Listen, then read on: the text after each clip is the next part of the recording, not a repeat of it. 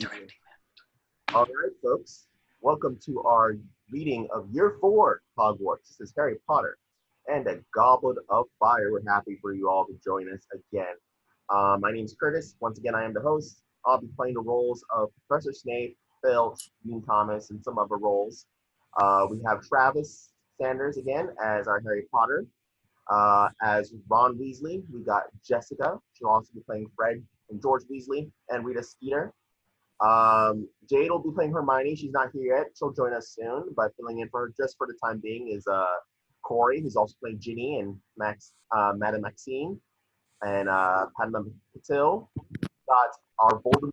Got Andy as Draco Malfoy, Sirius Black, and Barty Crouch Jr. We got Logan as Parvati Patil. We got Molly, and she's playing some other characters. Neville Longbottom and Igor Karakov. We got Colton.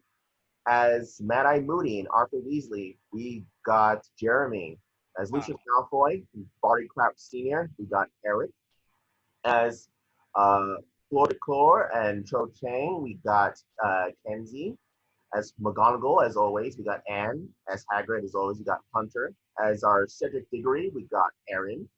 As our Albus Dumbledore and Peter Pettigrew, we got Colby. As our action description and as Moody Myrtle, we got Kate. All right, so let's do this. Kate, whenever you're ready, start us off. All right, Harry Potter and the Goblet of Fire by Steven Kloves, based on the book by J.K. Rowling. Fade in. Exterior Little Hangleton, pre-dawn. The village under a dark sky, still as stone. Exterior graveyard. We rake past a trio of tombstones, all bearing the same surname, Riddle, and the identical date of death, 1943. In the distance, atop a weedy hill, a manor stands derelict under a greasy moon. At the base of the hill is a gardener's cottage. A crooked figure slants past the cottage window. Interior cottage. Frank Bryce, 76, sets a kettle on the stove and with a shaky hand adjusts the flame. He leans forward, squinting to get the fire right, and the window beyond him is revealed. Something flickers, softly, then again. Frank turns. Atop the hill, light dances in front of the windows of the manor. Exterior cottage and hill. Clang! Frank emerges from the cottage, walking stick in hand. Exterior Riddle house. He limps into the yard, approaches a door almost completely covered in ivy. Fits a rusted key into the lock. Interior Riddle house. The knob squeals dryly. The walking stick pierces the shadows, then Frank himself enters. His nostrils flare against the sour air. He cocks an ear. Interior upstairs hallway. Frank's shadow spreads darkly on the landing. Above a small table is an old calendar freckled with mildew, August 1943. Frank reaches the top, stops. His breath drifts like smoke. At the end of the hallway, a door stands ajar, casting a silver light across the dusty floor. Frank edges closer, sees a narrow slice of the room beyond. A feeble fire flickers in the grate. From within, voices. But why here, my lord? It seems so inhospitable. How fastidious you've become, Wormtail. As I recall, only recently you called the nearest gutter pipe home. Could it be the task of nursing me has become too wearisome for you? No, my lord, I only meant... I have my reasons for coming here. 13 years of reasons. Perhaps if we were to do it without the boy. No, the boy is everything. Just then, the tip of Frank's walking stick vibrates against the floorboard. He eyes it curiously, then, in mute horror, watches a giant spate, Nagini, emerge from the shadows beyond him. It skims past his shoes and into the room. An eerie hiss, Voldemort speaking partial tongue, greets its arrival. Nagini has interesting news, Wormtail. According to her, there's just an old muggle standing just outside this room. The door flings wide, reveals a short, balding man, Wormtail. Where are your manners, Wormtail? Step aside so I can give our guest a proper greeting. Slowly, Wormtail withdraws. Frank Bryce's eyes dilate. A flash of green light sears the walls. The walking stick clatters to the floor, handle charred black. Weeping smoke. A brittle whistling rises from exterior cottage hill. The shadows of the empty gardener's cottage. A tea kettle squalling madly, rising like a scream on the night sky. The stars vanish, one after another, leaving only black as exterior Weasley house, interior Weasley house, Ron's bedroom, dawn. Harry Potter sits bolt upright. A gasp is his threat. He winces, presses his palm to his forehead across the room. Ron Weasley, his best friend, lies sleeping. Having a bit of a lie-in, are we? Harry spins, sees Hermione Granger, his next to best friend, grinning from the doorway. Hermione, when did you get here? Just now. You? Last night. Bloody hell. Ron bolts up, tugs a blanket over his naked chest. Oh, honestly, come on. Get yourself dressed or we'll miss the whole thing. Exterior woods, dawn. A sting of sleepy silhouettes. Fred, George, and Ginny Weasley, Harry, Ron, and Hermione trail a huffing Arthur Weasley. Fred has battered a pair of omnoculars slung over his neck. Where is it exactly? Where are we going? Dunno. Say, Dad. Where are we going? Haven't the foggiest. As Harry and Hermione exchange curious glances, a ruddy-faced wizard, Amos Diggory, appears atop the crested head. Arthur, it's about time, son. Oh, sorry, Amos. Afraid we got a bit of sleepy start. This is Amos Diggory, everyone. Works with me at the ministry. And this strapping lad must be Cedric, am I right? An extremely handsome 17-year-old boy, Cedric Diggory, shakes hands with Mr. Weasley, whom he towers over. Sir. Merlin's beard. You're Harry Potter, aren't you? Ced's talked about you, of course. About playing Quidditch against you last year. I told him, Ced, that'll be something you tell your grandchildren, that will. You beat Harry Potter. Harry fell off his broom, Dad. I told you it was an accident. Yes, but you didn't fall off, did you? Best man won. I'm sure Harry'd say the same. Well, shall we? Don't want to be too late. Oh, right. It's over there. Diggory points. Harry cranes his neck, lying in the short grass as an old boot. Exterior woods, new angle, dawn, moments later.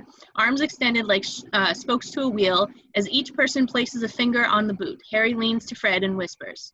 Can you tell me why we're all standing here pressing our fingers to this manky old boot? This isn't just any manky old boot, mate. It's a portkey. A portkey? What's a... Swoosh!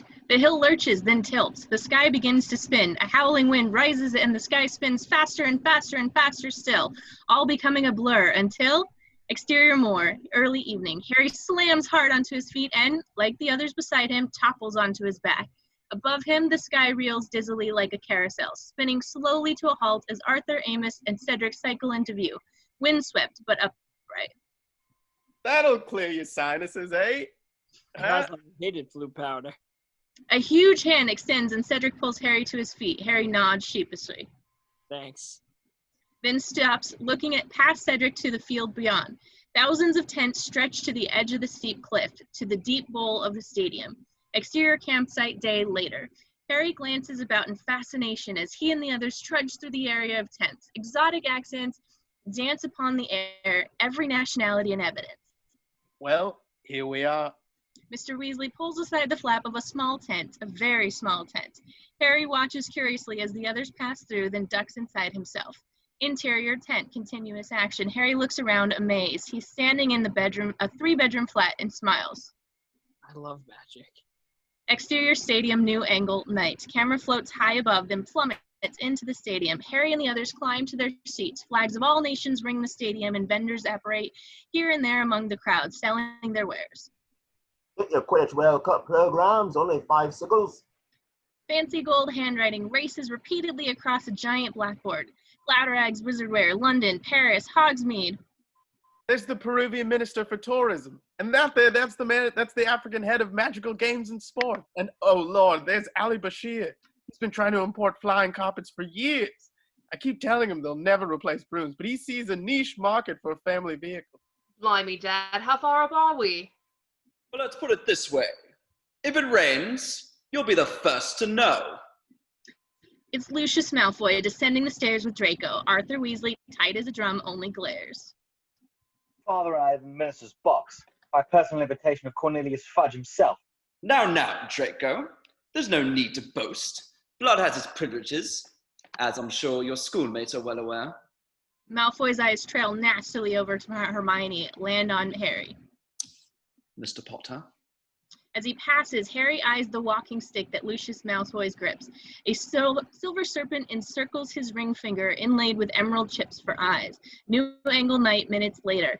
Harry and the others have settled into the upmost row. There is where the wind whips coldly. As a fleet of broomsticks jet into view, a roar rises in the crowd. It's the Irish. There's Troy and Mullet. And here comes Moran. Before Fred can finish, a fleet of dark-clad riders soar over the opposite rim of the stadium. The crowd roars again. Here come the Bulgarians.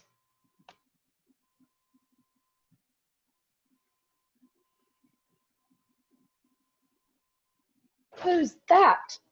Jenny points to one particularly young player, Victor Crumb. That, sis, is the best seeker in the world. He flies rather well, doesn't he? The boys exchanged amused glances. You could say that. Fred lifts his omnoculars to his eyes and spins a dial. His point of view. Through the omnoculars as he dials Crumb in closer, then runs to the image forwards and backwards. What's his name? On cue, thousands of fans on the opposite side of the stadium flip large cards bearing the face of a surly-looking boy with thick eyebrows. Each one is emblazoned with his name, Crumb. Crumb? Crumb? Crumb. As the boys look up in admiration, Crumb jets past this vast mosaic of likeness with a nary glance, flying with such breathtaking skill that Harry's jaw fairly falls open. In the ministry box, Cornelius Fudge rises as Lucius Malfoy and Draco takes their seats nearby. Good evening. As Minister for Magic, it gives me great pleasure to welcome each and every one of you to the 422nd Quidditch World Cup. Let the match begin! A ball of light bursts from Fudge's hand. Harry watches Victor Crumb rocket upward, the crowd roaring, camera rising to the glittering night sky, the stadium growing smaller and a glimmering disc of light. Then we cut to the interior of the tent hours later. Harry and the others lie about, unable to sleep as they excitedly relive the match. Brilliant Crumb, wasn't he? Didn't you see him put Lynch into the ground with the Wonski feint? It was positively brutal. I think you're in love, Ron. Quiet, you.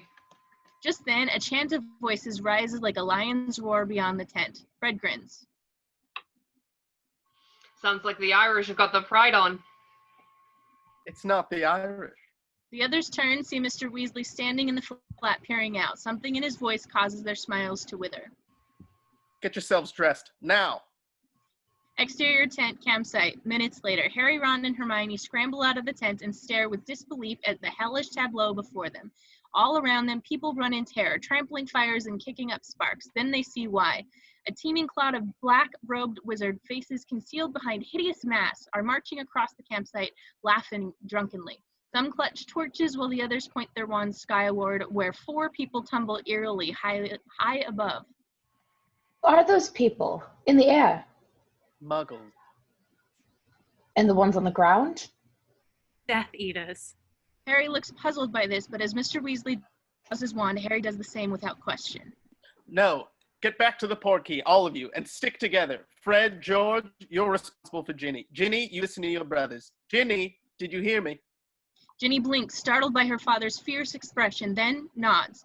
As Mr. Weasley dashes off, we break to a new angle night moments later. Harry streaks past blazing tents. Lost in the mob, he falls back. Fred and George, Ginny in tow, flash briefly in the crowd, then vanish. Hermione turns, frantic eyes finding Harry's just as he and Ron vanish as well. Exterior campsite, new angle moments later. Harry dashes unbuffeted, back and forth by the raging crowd. He stumbles, falls, struggles to rise, is trampled again. Both heels punish the earth all around him. One strikes his temple hard. He collapses, out cold, all goes black. New angle, later. High over the campsite, a ruin now, drifting in smoke. A child appears. Tear-streaked, wailing for his mother as he passes out of view. Camera finds Harry, still lying up on the ground. His eyelids flutter.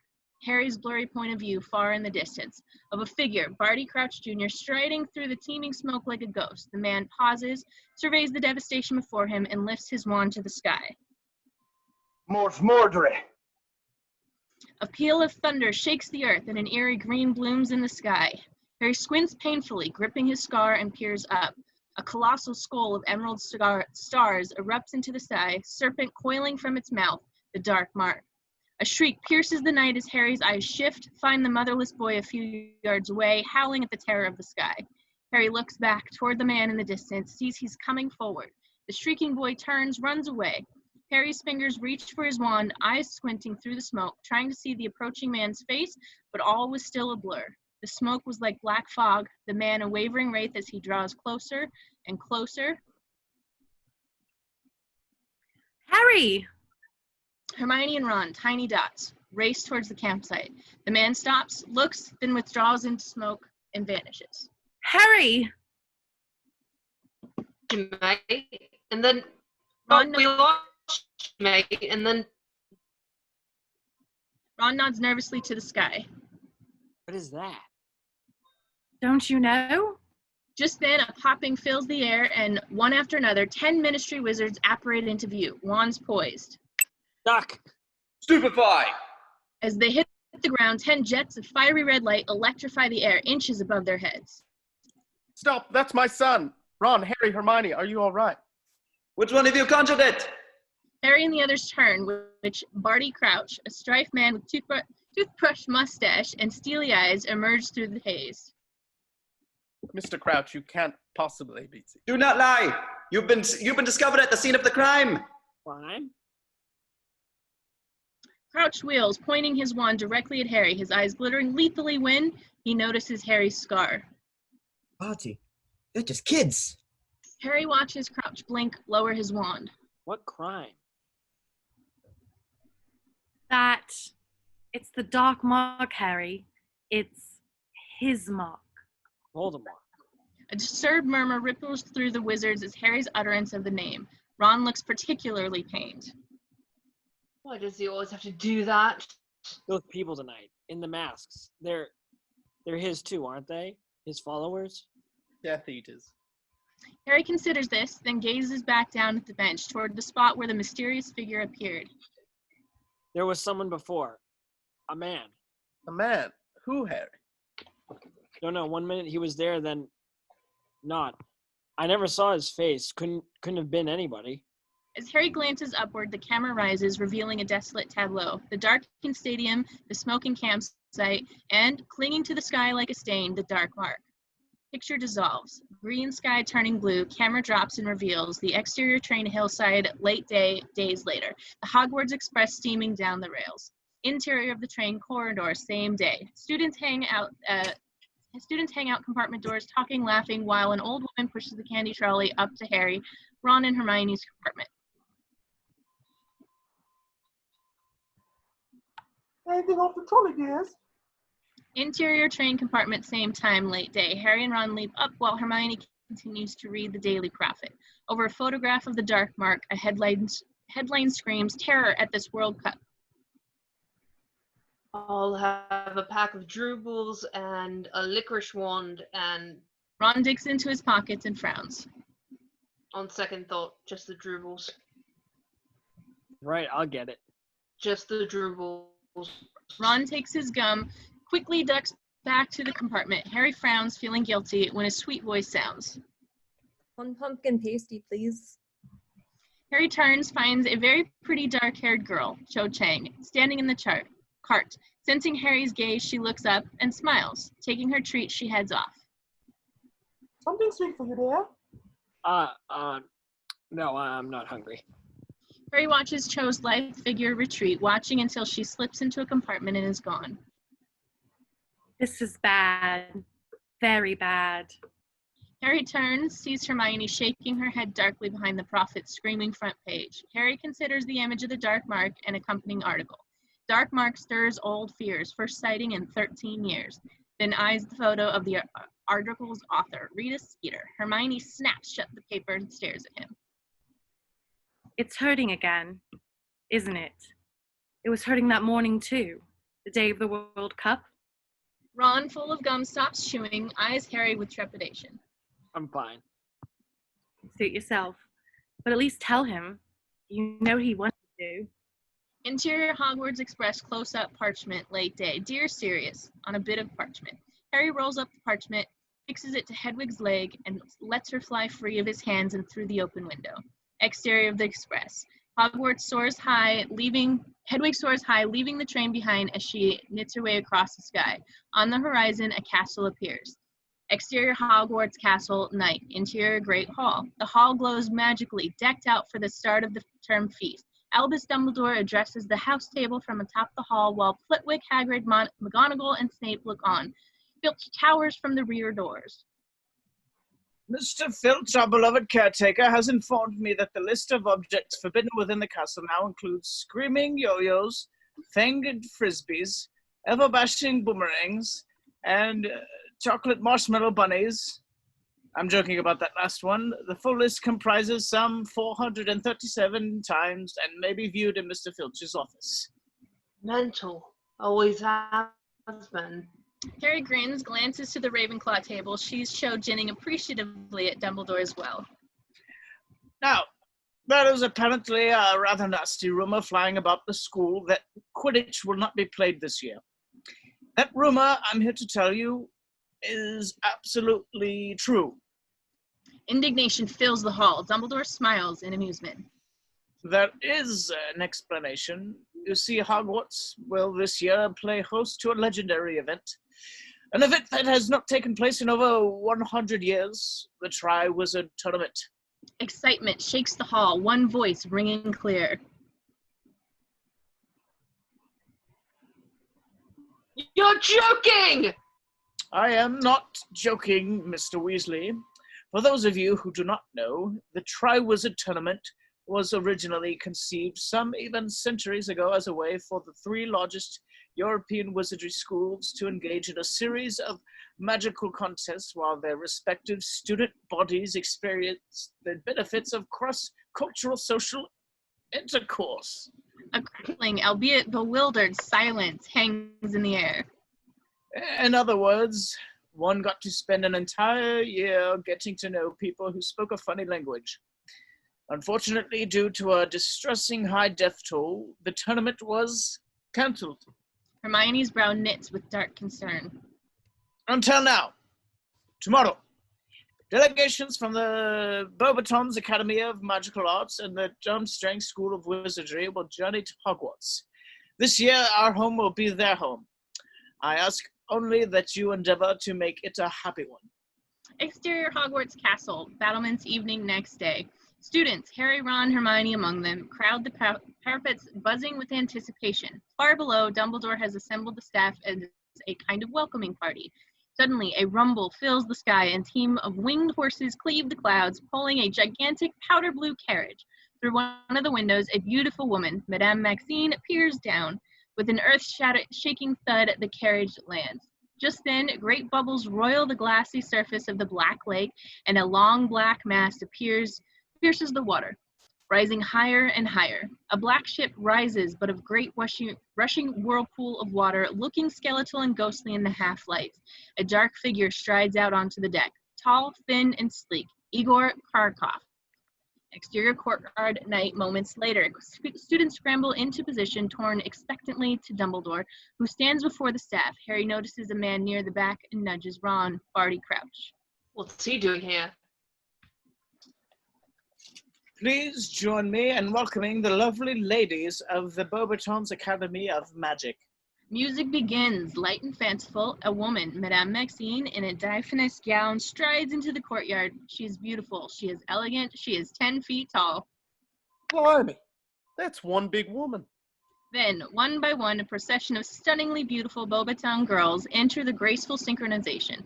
Clad in silky, skin-clinging robes, they make a decided impression on Ron and every other boy present. Hermione, less persuaded.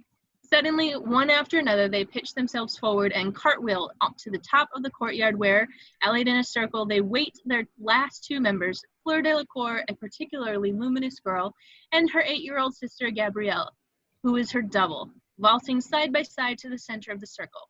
Fleur pulls out a silk scarf, dangles it from her fingertips, and spins Gabriel like a top. The courtyard roars with approval, and Hermione rolls her eyes. Madame Maxime, welcome to Hogwarts, my dear. Muted. Ah, Dumbledore. You are well, yes? Blooming.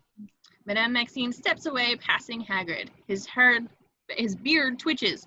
Suddenly, the thrum of balakitas fall the courtyard. And now, our friends from the north. Please greet the proud sons of Durmstrang. Igor Karakov, tall, sleek, and arrogant, strides forth, trailed by the regalement of stoic Durmstrang boys in dark fur coats. A pair of sleek black panthers, eyes glittering like gold, pad sullenly across at Karakov's side.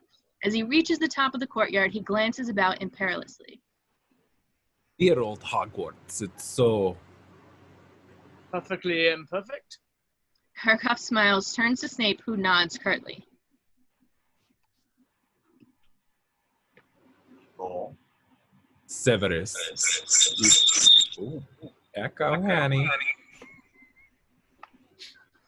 Is it gone? Are we good? Okay. Severus. Great. Long time no see. In Barty, I almost didn't recognize you. You look so tired. Sleeping well these days. Crouch glowers. Karakov smiles, then snaps his fingers. A quartet of Durmstrang boys bring torch to their lips and spit dazzling comets of fire into the air. Enthusiastic applause from all. Oh my god, it's him! Harry looks. At the end of the line, brooding behind his shadowed brow, is Victor Crumb. Just then, Flitwick, striking his finest conductor's pose, lifts his arms before a ragtag band of students, and a discordant tune fills the courtyard.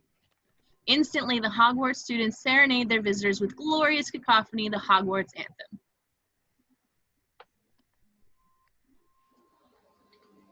Hogwarts, Hogwarts, Hogwarts. Teach us something, please. Whether we be old and bald. You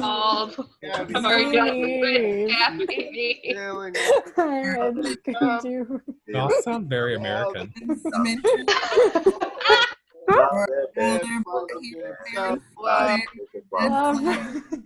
So fluff. So Pop raises an eyebrow. Maxime struggles to hold a smile, and Dumbledore beams. Any guess of Truly welcome. You are a funny lot. But any guess of Hogwarts? Hogwarts can't Can't be be all alright. How does this mean? Music. Music. A magic beyond all we do here. Interior Great Hall night later. Everyone feasts. Bewitched by Madame Maxime, Hagrid stares down the tall table to where she sits, and absently spears Professor Flitwick's hand with his fork. Karakov's eyes crouch darkly, then turns, sees Snape is watching him. Smiling thinly, he tips his goblet. Harry eyes the Ravenclaw table where Beauxbaton girls sit, and Fleur converses with Cho. Ron stuffs his face and stares at Crumb, who sits with Slytherins. Brilliant, isn't he? He's eating. Where do you suppose they've been put at the Slytherin table? Why do you suppose they've been put at the Slytherin table? Birds of a feather. Durmstrang puts a lot of emphasis on the dark arts. Hearing this, Harry's eyes shift. Consider Karakov. Dumbledore rises, nods to the back of the hall, signaling Filch, who begins to limp forward with an old chest. I would like to say a few words before we bring in the casket. Casket? Did he say casket? Eternal glory. That is what awaits the student who wins the Triwizard Tournament. But to do so, that student must survive 3 tasks. 3 very dangerous tasks. Wicked. You see, the Triwizard Tournament has an unfortunate history of killing off its participants. For this reason, the Ministry has seen fit to impose a new rule. To explain, we have the head of the Department of International Magical Corporation, Mr. Timus Crouch. Crack! A stitch of lightning flashes across the enchanted ceiling and the torches along the walls flicker, casting the hall into an eerie semi-darkness. The rear doors fly open and a man stands in a dark silhouette, clad in a long black traveling cloak, clutching a staff. Lightning flashes again as Alistair, Mad-Eye Moody, is revealed, all grizzled gray hair, scarred flesh. As he limps forward, clonk, clonk, all eyes shift to his wooden leg while the electric blue eye embedded in his skull scans the hall warily. Bloody hell, that's Mad-Eye Moody. Alistair Moody, the aura. Aura? Dark wizard catcher. Half the cells in Azkaban are filled thanks to him. Supposed to be mad as a hatter these days, though. Sees Death Eaters in his dustbins. Another bolt of lightning flashes. Annoyed, Moody points his wand at the ceiling and casts a red jet of flames and calms the enchanted sky. Slowly, the torches regain their bloom. Satisfied, Moody pockets his wand, brings a flash, and tips to his lips. Harry watches every move, fascinated. What do you think is in his drink, do you suppose? I don't think it's pumpkin juice. Moody and Dumbledore exchange whispers and a handshake. Then Moody takes the remaining seat at the tall table. The staff eye him in mute disbelief. Barty, as you were saying. Barty Crouch blinks, turns back to the stunned students. After due consideration, the ministry has concluded that, for their own safety, no student under the age of 17 will be allowed to put forth their name for the Triwizard Tournament. This decision is final. What? That's rubbish! Silence! Dumbledore says this so forcefully that the result is absolute. Thank you. Taking his wand, Dumbledore turns to the casket and gives it 3 taps. As the lid opens, he removes a wooden cup dancing with blue-white flames. The Goblet of Fire. Anybody wishing to submit themselves to the tournament need only write their name upon a piece of parchment and drop it into the flames within the next 24 hours. Do not do so lightly. If chosen, there is no turning back. As of this moment, the Triwizard Tournament has begun. Exterior Hogwarts Castle day. Dark. Autumnal clouds hang over the castle. Interior Moody's classroom. With a massive thud, Moody drops the textbook onto Neville's desk. The same textbook on everybody else's desks. The Dark Forces, A Guide to Self-Protection. I see you all slogged down to flourish and blots like good little boys and girls and bought the textbook. Congratulations. It'll make a fine doorstep. I'm Alistair Moody, ex-Aura. Ministry malcontent and your new defense against the dark arts teacher. I'm here because Dumbledore asked me. End of story. Goodbye. The end. Any questions?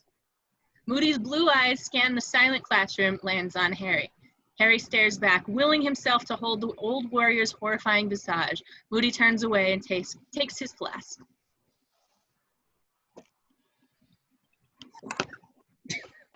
When it comes to the dark arts, I believe in a practical approach. You may wonder what I mean by that. I'll show you. But first, which of you can tell me? Moody takes a sour tug of the flask, snatches up a specimen jar, and watches a spider scuttle within. How many unforgivable courses there are? The students trade uneasy glances. Finally, Hermione's hand rises tentatively. As his real eye continues to stare at the spider, Moody's blue eye rotates onto Hermione. I might have known. Go on, Granger. There are 3, sir. How did you know? Your name?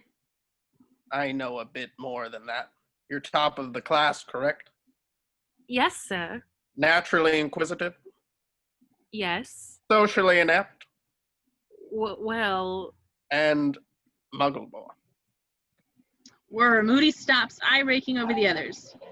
I am not about to walk into a room full of strangers without doing background. Constant vigilance. Moody jabs his staff onto the floor right in front of Harry. As the class jumps, Harry studies Moody's scars. The devil likes disguises. Never forget that. Harry remains transfixed. Finally, Moody moves on. Again, Granger, how many curses? 3. And they're so named? Because they're unforgivable. The use of any one of them. Will earn you a one-way ticket to Azkaban, correct? Now the ministry says you're too young to see what these curses do. I say different. You need to know what you're up against. You need to be prepared. You need to find another place to put your gun besides the underside of your desk, Mr. Finnegan.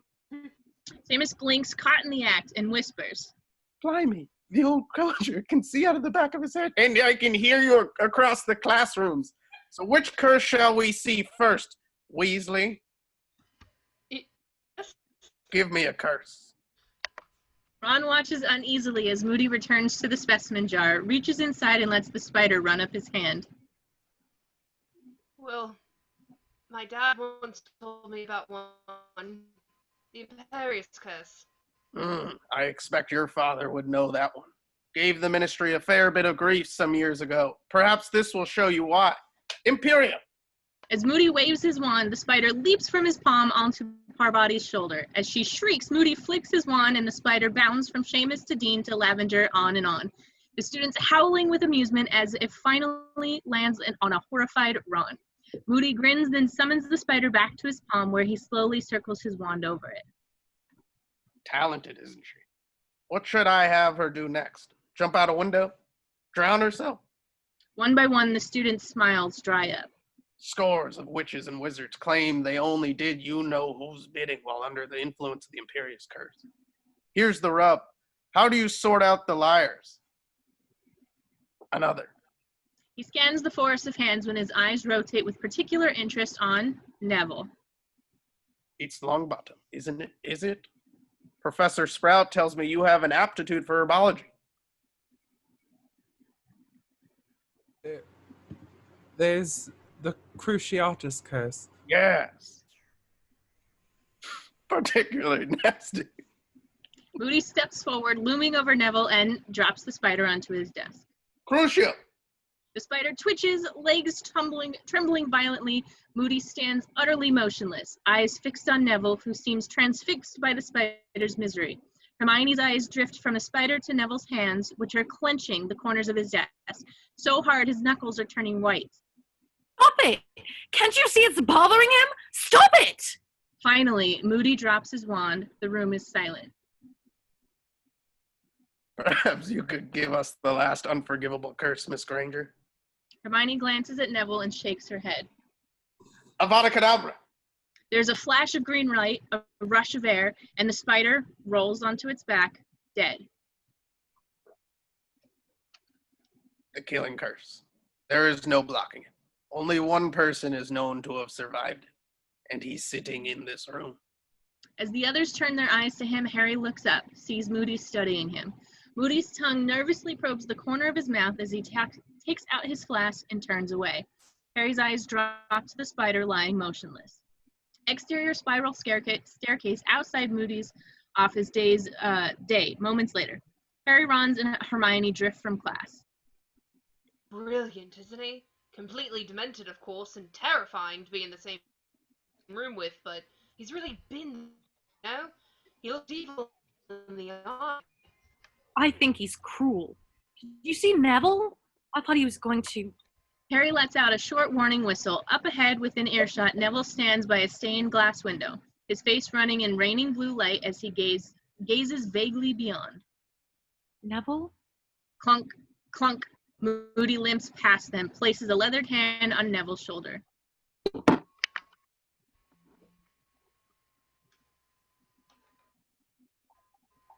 It's all right, Sonny.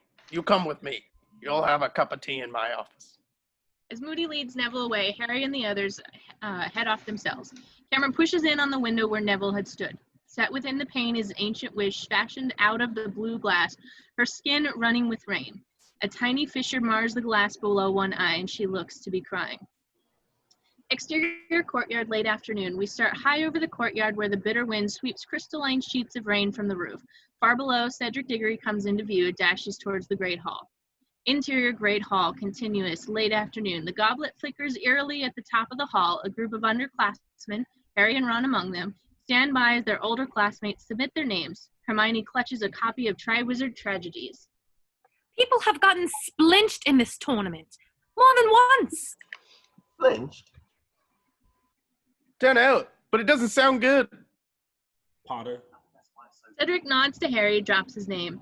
Ron raises his hand in greeting, but Cedric is already dashing back to the rain. Ron frowns, drops his hand, and glances back to the goblet. Eternal glory. Be brilliant, wouldn't it, 3 years from now, when we're old enough to be chosen? Better you than me. Harry grins and Ron nods knowingly. Just then, Fred and George come striding forth, looking very pleased indeed. Well, we've done it, lads. Cooked it up just this morning. Fred and George hold up twin vials. It's not going to work. Everyone turns. Hermione flips a page in her book. Yeah? And why's that? Because a genius like Dumbledore couldn't possibly be fooled by a dodge as pathetically dim-witted as an aging potion. That's what makes it so brilliant. It's pathetically dim-witted. Go on, then. Ready, Fred? Ready, George. Bottoms up!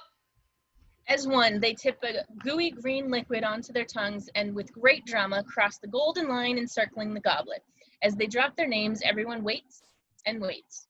Fred and George grin, high-five each other, and are ejected high in the air, out of the circle and flat on their backs, whereupon little white beards sprouteth on their chins. Everyone laughs, including Fred and George. Then Seamus stops, then Dean. Harry, Ron, finally no one is laughing. Hermione looks up and sees what silenced them. Victor Crumb. He drops his name, glances at her briefly, then lowers his head and slouches away. Hermione watches him go, briefly, then turns back to her book. Camera drifts back to the Goblet of Fire, dancing with flames. Interior Great Hall. The goblet, hours later, now sitting atop of the hall. The house tables crackle with anticipation as overhead, the enchanted ceiling swirls with dark clouds at the tall table. The staff waits, Moody among them.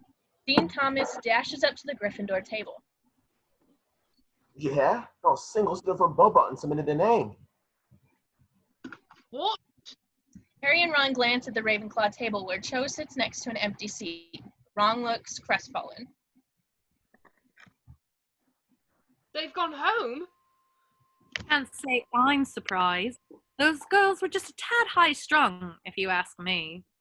Suddenly there's a stir at the back of the hall, and the Beauxbaton girls, chins held high, stride single file into the room, past the house tables and up the Goblet of Fire where, one after another, they deposit their names. As a final flourish, the tiny Gabrielle Delacour gasps a handful of pixie dust into the goblet, which issues a pink cloud of rose petals. The hall rings with whistles and cheers, and Ron beams. Oh, for crying out loud. I love it when they do this. Do what? You know, walk together. Thank you, ladies of Beauxbatons, for that enjoyable bit of theatre. Now, the moment has arrived. Dumbledore draws his wand and gives a great sweeping motion. Instantly, the torches lining the hall gutter then die. Then only a light comes from blue-white flames of the goblet. A hush descends. Then the flames crackle and turn red. A charred bit of parchment flutters to the goblet, and Dumbledore plucks it out of the air. The champion of Durmstrang is Victor Crumb. A storm of applause accompanies Crumb from the Slytherin table to top hall into the adjoining chamber. No surprise there. Once more, the hall grows quiet. All eyes on the Goblet of Flames. The flames turn red. A second piece of parchment flies free. The champion of Beauxbatons is Fleur Delacour. I'm telling you, they don't make him like that at Hogwarts. Ron whistles through his fingers a touch too loudly, and Hermione glowers at him. And lastly, the Hogwarts champion, Cedric Diggory. Silly git. He's meant to be quite smart, actually, and he's a prefect. Like that's a good thing. Excellent. We now have our 3 champions. I'm sure I can count upon all of you to give your full support to each and every...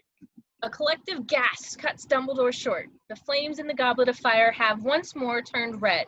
Moody's eye rotates. A 4th shred of parchment flutters forth. For a moment, Dumbledore simply lets it float in the air, regarding it suspiciously, then he takes it. Harry Potter! There is a moment of suspended silence. Then every eye in the hall turns toward Harry. Incredulous, Ron searches Harry's face for some explanation. Finally, Hermione whispers, Go on, Harry. Harry rises stiffly and begins the slow walk past the house tables. As he comes level with the tall table, he catches sight of Dumbledore. He is not smiling. Interior trophy room, seconds later. Harry enters, stops, stunned.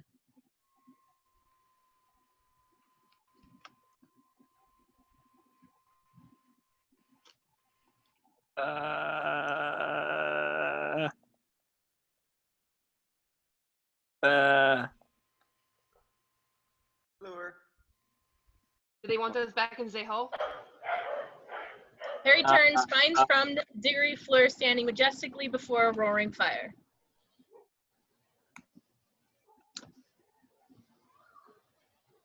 Harry. I think it's sweet. Hold on.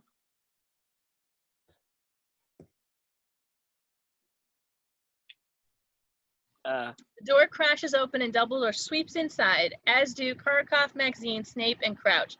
Maxine, swelling indignantly, brushes her head against a chandelier. What is the meaning of this, Dumbledore? Harry! Did you put your name into the Dumbledore? No, sir. Did you ask your older student to put your name in?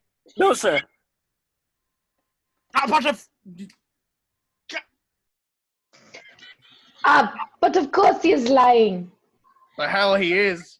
The Goblet of Fire is an exceptionally powerful magical object. Only an exceptionally powerful Confundus could have hoodwinked it. Magic beyond the talents of any fourth year. You seem to have given this a fair bit of thought, Moody. It was once my job to think the way dark wizards do, Karkaroff.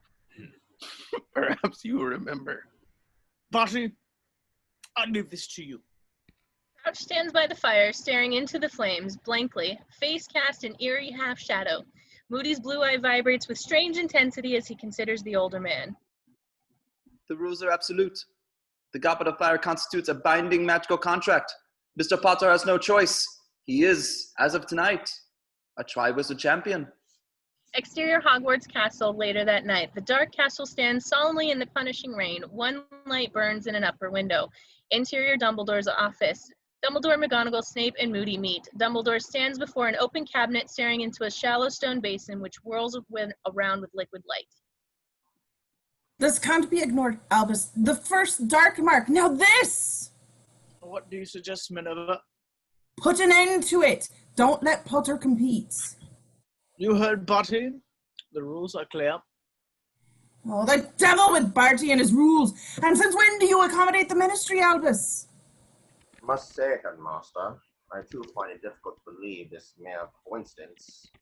However, if we're to truly discover the meaning of 3 events, we may have to simply, for the time being, let them unfold.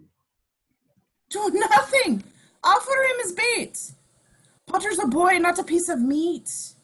I agree with Severus. However, I'd like you to keep an eye on Harry, Alistair. Moody rotates his blue eye onto Dumbledore and smiles wryly. I can do that. But he mustn't know. I expect he's feeling anxious enough as it is. Thinking of what lies ahead. Then again, I suppose we all are. Gently, Dumbledore touches his wand to his temple, extracts a glistening silver thread, and casts it into the basin. He closes the cabinet doors, putting us in total darkness.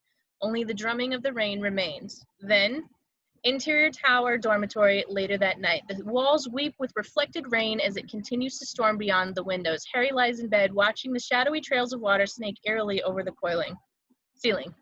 How'd you do it? Harry turns, eyes the back of Ron's head. Never mind. Doesn't matter. Might have let me know, though. Let you know what? You know bloody well what. I didn't ask for this to happen, Ron, okay? You're being stupid. That's me, Ron Weasley, Harry Potter's stupid friend. Look, I didn't put my name in the cup. I don't want eternal glory. I just want to be... Harry stops and frowns. Look, I don't know what happened tonight, and I don't know why. It just did, okay? The darkness crackles with silence, and then Piss off.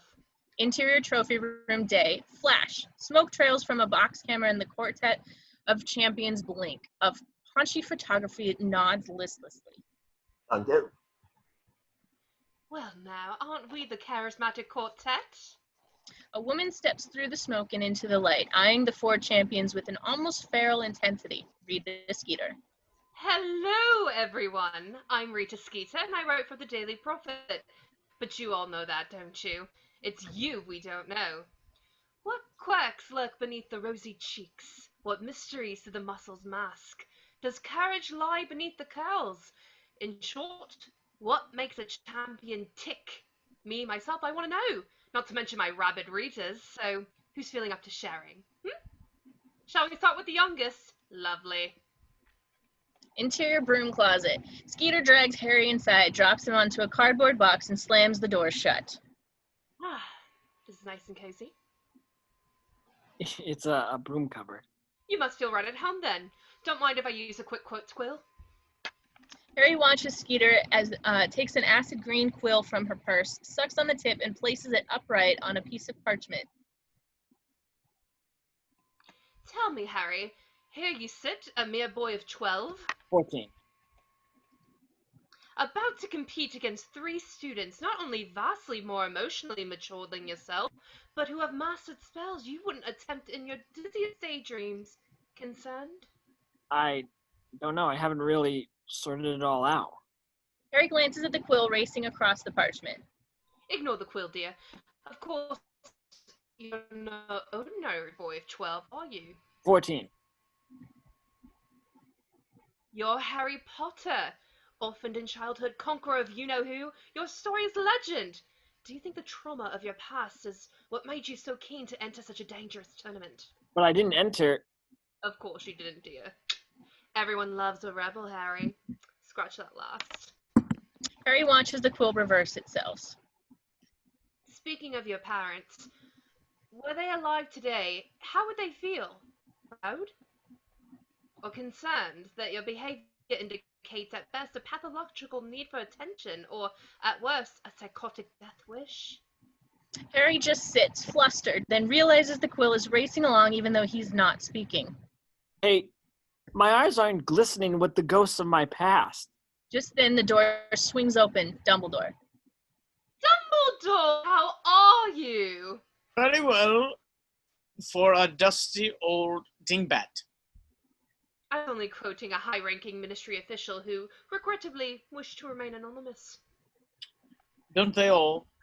Come, Harry. Mr. Crouch is ready to give the instructions. Interior trophy room. Crouch stands before the champions while McGonagall, Maxime, Karakaroff, Dumbledore, and Moody look on. Courage in the face of the unknown is essential for any wizard. If one cannot defeat the devil he imagines, he surely cannot hope to defeat the devil himself. Therefore, you will be told nothing of what awaits you. You will, however, have 2 weapons on which to rely, your wand and your wits. On behalf of the Ministry of Magic, I wish each of you good luck. Skeeter eyes Crouch with cruel amusement as she speaks to the phlegmatic photographer. On behalf of the minister, I remember when old Barty Crouch thought he could rule the world. Of course, that was before. Matters a bloody hatter these days. As Skeeter exits, Moody is revealed, having heard every word. Exterior owlry. A skeletal structure stands etched against the sky. In the distance, Hogwarts castle looks small, removed. Interior owlry. Harry, looking decidedly burdened, sits alone on the wide ledge of window. As a chill breeze casts his hair aside, revealing his scar, a black owl appears against the slate sky. With a great fluttering swoop, the bird drops onto the ledge and bobs its head impatiently. Carefully, Harry takes a weathered bit of parchment latched crudely to the owl's leg. Harry, I couldn't trust sending Hedwig. Ever since the World Cup, the Ministry has been intercepting more and more owls, and she's too easily recognized. We need to talk, Harry, face to face. Meet me in the Gryffindor common room at 1 o'clock this Saturday morning. Make sure you come alone. Serious. P.S. By the way, the bird bites. Harry looks at the blood curdling in his finger. A drop hits the wood on his feet, and then another. Interior Gryffindor common room, night. Dark except for the guttering fire. Harry appears at the top of the stairs, surveys the empty room below, descends. A copy of the Daily Prophet lies upon the table. Teenage tragedy. Harry Potter and the Triwizard Cup. Harry's photo is 10 times the size of the other 3 champions. The fire cackles. A log shifts. Harry scowls at Rita Skeeter's face, flickering demonically in the firelight, then hurls the paper into the fire where it sizzles nastily and spits out sparks. Harry takes a step back, eyeing the fire wearily as the frames mutate, molding themselves into the head of Sirius Black, his godfather. Sirius, what? How? We're wizards, Harry, remember? We do this kind of thing. As Sirius smiles, his face shifts eerily, his skin crumbling like ash, only to reform again in the next moment. So, Triwizard champion. Congratulations. Thanks. Didn't fox your way in, did you? No. Relax. It is the kind of thing your father would have done. Harry nods and frowns. Sirius has hit a nerve. I've been thinking about him. What'd he do in my place? I don't know as much magic as the others. Sirius, I'm only 4th year. I'm as courageous a young wizard as there has ever been, according to Dumbledore, and there's no small praise. Even so, any wizard must know his limitations. Did my father? No. Seen much of Karkaroff? Not really. Why? There's something you should know about him, Harry. He was a Death Eater. Does anyone ever really stop being a Death Eater? Whose answer do you want? The Ministry's or mine? Do you think he... Don't know. But whoever put your name on the goblet didn't do it thinking you'll win. I think they'll be quite contented if you simply die trying. I'm not ready for this, Sirius. Then get ready. These things aren't happening by chance. You're the boy who lived. When you have a dream, it's not just a dream. When your scar hurts, it's not just a twinge. Your past is everyone's past, as is your future. Don't you see? Sirius' face crumbles, decaying into something truly monstrous as he hisses. He's out there somewhere, waiting. You have to get stronger because he's getting stronger. Harry just stares, chilled. Then a floorboard squeals. Harry glances toward the darkness of the landing. Someone's coming. Dumbledore can't always protect you anymore, Harry. Keep your friends close. Harry wheels, shielding the fire as the shadow claims the ceiling and a boy appears, looking pathetic in 2 short pajamas. Ron. Who are you talking to? Who says I was talking to anyone? I heard voices. Maybe you're imagining things. Wouldn't be the first time. Ron's jaw stiffens and turns away. Harry frowns, starts to speak to make things up when Ron mutters. Practicing for your next interview, I expect. As the shadows swallow Ron, the fire crackles and the last charred remain of the prophet, bearing Harry's face in a single word. Tragedy curls up on itself and turns to ash. Amazing. Exterior cluster, Oxford New College day. Harry, looking a bit glum, walks with Neville, who has his nose buried in a book. Amazing. Neville, you're doing it again. Oh, right. Sorry. Magical water plants of the Mediterranean. Moody gave it to me, the day that we had tea. Harry nods, then laughter sounds from the other side of the garden. Harry turns, sees Ginny and Hermione walking with a rather sullen-looking Ron.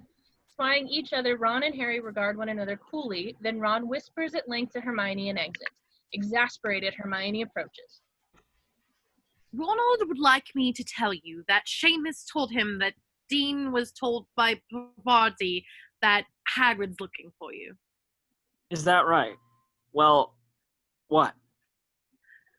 Parvati told Dean to tell Ronald.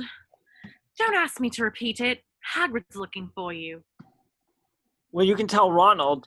I'm not an owl! Hermione turns away, continues on with Ginny. Amazing. Exterior Forbidden Forest night. The camera soars over the forest and drops into the trees. Where exactly is it you're taking me, Hagrid? Wouldn't be right if I told you that. Now would it, Harry? Might find you sneaking out here in your own tonight. Camera finds Harry trailing Hagrid's broad back through an eerie darkness. Harry glances about queasily. Oh yeah, that could happen. Just then, up ahead, men's shouts come clear, followed by an ear-splitting roar.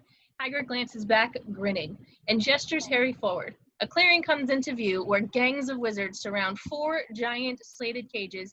Inside each cage, something huge rages violently. Harry squints. Hagrid, are those what I think? Hagrid nods excitedly. But what are they doing here? Hagrid, those aren't... I mean, one of those isn't for me. Hagrid grins like a kid and Harry points. What's the first task? Dragons? Thrilling, isn't it? Don't envy the champion who draws the horntail, though. Back end's more dangerous than the front. On cue, the Horntail blasts a rope of fire straight across the clearing, directly at Harry and Hagrid.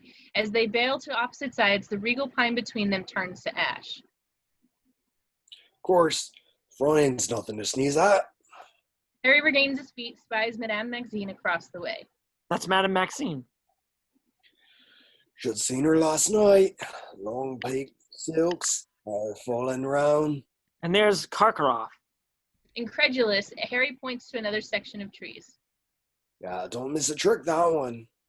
Just then, the black horntail roars angrily, rocking his cage as he rages at the gang of wizards tending to him. Right big ball of gas, ain't he? I thought Ron would faint just looking at him. Ron was here. Sure. His brother Charlie was part of the team that brought in the dragons from Romania. Didn't Ron tell you? No, he didn't. Exterior corridor day. Harry walks alone, angry, passing students who sport badges that read, Potter stinks, which angers him more. Then he spies Cedric Diggory talking with a group of older Hufflepuffs. Slows, debating, he heads over. The labels of Cedric's friends glimmer with Potter stinks badges. As Harry comes up, one blinks and punchline is revealed. Support Cedric Diggory, the true Hogwarts champion. Noticing Harry, one of the boys nods to Cedric. He turns and eyes Harry coolly. Potter. Can I have a word? All right. Dragons. That's the first task. They got one for each of us. You're serious. And Fleur and Crumb, do they? Harry nods again as Cedric rubs his chin nervously, pondering this. Harry looks away and sees Ron coming down the corridor with Seamus. Why are you telling me? Wouldn't be right if I didn't, wouldn't it? What would that make me? Right. Well, by the way, about those badges, I've asked them not to wear them, but... Well. Forget it. New angle on Ron and Seamus. So I said, sir, I would. But what would I do with the 17 mandrakes? Ron smiles vaguely, clearly not getting the joke, then sees Harry up ahead, barring his way. You're right, foul git, you know that. Ron glances about, uncomfortably aware of the onlookers, then steels himself. You think so, do you? I know so. Anything else? Yeah, stay away from me. Fine. As Ron exits, Harry turns, finds Malfoy staring with cruel amusement, Crabbe and Goyle by his side.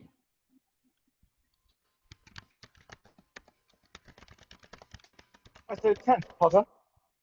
Harry eyes him, then simply turns and begins to walk away. My father and I have a bet, Potter. You see, he thinks you won't last 10 minutes in the tournament. But I disagree. Harry continues on. I say you won't last 5. You know what I say, Malfoy? I say you can both eat dung. Malfoy's face falls. What do you say to that? Malfoy stands stiffly, mute. Right? As Harry turns away, Malfoy fumes, then reaches for his wand, takes aim at the back of Harry's head, and... Oh, no, you don't, laddie. Bang! Harry spins, finds Moody framed in the stairwell, wand pointing at the empty space between Crabbe and Goyle. Harry's eyes shift. On the floor, a white ferret does crazy eights in the spot where Malfoy stood seconds before. I'll teach you to curse someone when their back's turned. Bang! Moody sends the ferret flying into the air, over and over. Stinking, cowardly, scummy. Professor Moody! What are you doing? Harry turns, watches McGonagall rush forward. Teaching. Teaching? Is that a student? Technically, it's a ferret. McGonagall draws her wand and pop. Malfoy reappears, sprawled on the floor, face pink, gasping for breath. We never used transfiguration as a punishment, Alistair. Surely Dumbledore told you that. Might have mentioned it. To Harry's surprise, Moody's eyes shift then. To him, something sly in the glance, almost complicit.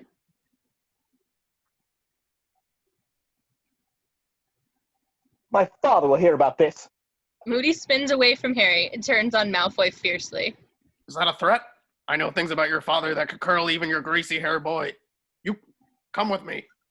Interior Moody's office. Harry follows Moody into the office filled with bizarre dark detectors. In one, a mirror. Murky shapes mutate eerily. That's a full glass. Let me keep an eye on my enemies. If I can see the white of their eyes, they're standing behind me. As Moody grins, Harry nods uncertainly. Just then, across the room, a huge trunk with 7 keyholes vibrates violently and a terrible moaning is heard within. I won't even bother telling you what's in there. You wouldn't believe me if I did.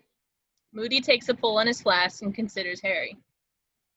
That was a very decent thing you did back there with Diggory. Mind telling me why you did it? Sir? He's your competition. Well, I just thought, should we be talking about this, Professor? I mean, isn't it sort of, well, cheating? Cheating's a tradition in the Triwizard Tournament. Always has been. Now tell me what you're going to do about your dragon. Well, I suppose I'll, I see. You've given it some real serious thought. Listen to me, Potter. Your pal Diggory. By your age, he could transfigure a whistle into a watch and have it sing you the time. As for Miss Delacour, don't be fooled by the little girl gowns. She's about as much a fairy princess as I am. As for you, Crumb, his head may be filled with sawdust, but Karkarov's isn't. They'll have a strategy. And you can damn well bet it'll play to Crumb's strengths. Harry nods vaguely. Do I need to write that last bit down for you? Come on, Potter. What's your strengths, besides being a hell of a good guy? I don't know. I can fly. I'm a fair flyer. Better than fair, the way I hear it. But I'm not allowed a broom. You're allowed a wand, aren't you? Interior library. Harry trails Hermione through the stacks, warily sidestepping the books she summons from the shelves that tower over them. Your wand, your wits, your broom, that, in essence, is what Moody's saying you'll need, correct? Right. Don't know why he couldn't just come and tell me. Yes, you'll actually have to engage your brain. How inconsiderate of him. Harry scowls, briefly imitating Hermione behind her back, then spies Ron studying alone on the far table. Do you mind? Harry turns and watches Hermione push through a clique of whispering girls who, Harry discovers, are spying on Crumb. Crumb? In the library? He's always here, which means they're always here. Dead annoying. As Hermione flings another book over her shoulder, Harry ducks, pivots, and watches it refile itself perfectly. Just then, Malfoy's voice carries from somewhere in the next aisle. I still cry when I think of Mum and Dad, says Potter. Mostly at night when I'm alone. I never said that. Hermione doesn't reply, oblivious. Harry angrily peers through the gaps in the stacks and spies Malfoy surrounded by Slytherins as he reads from the Daily Prophet. Fortunately, the troubled young champion.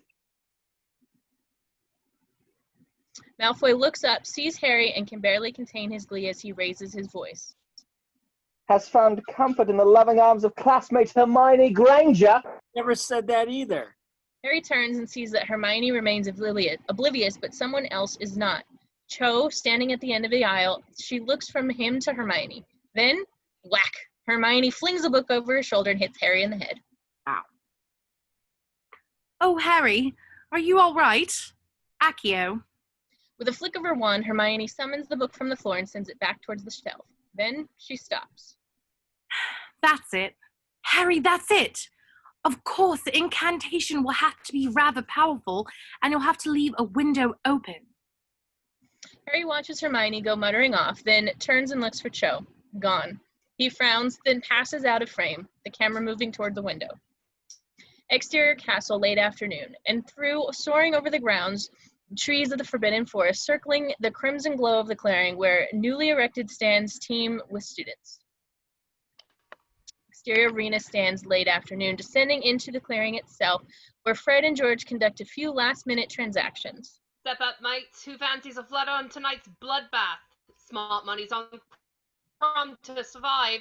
One will get you 10 if Potter dies. Ow!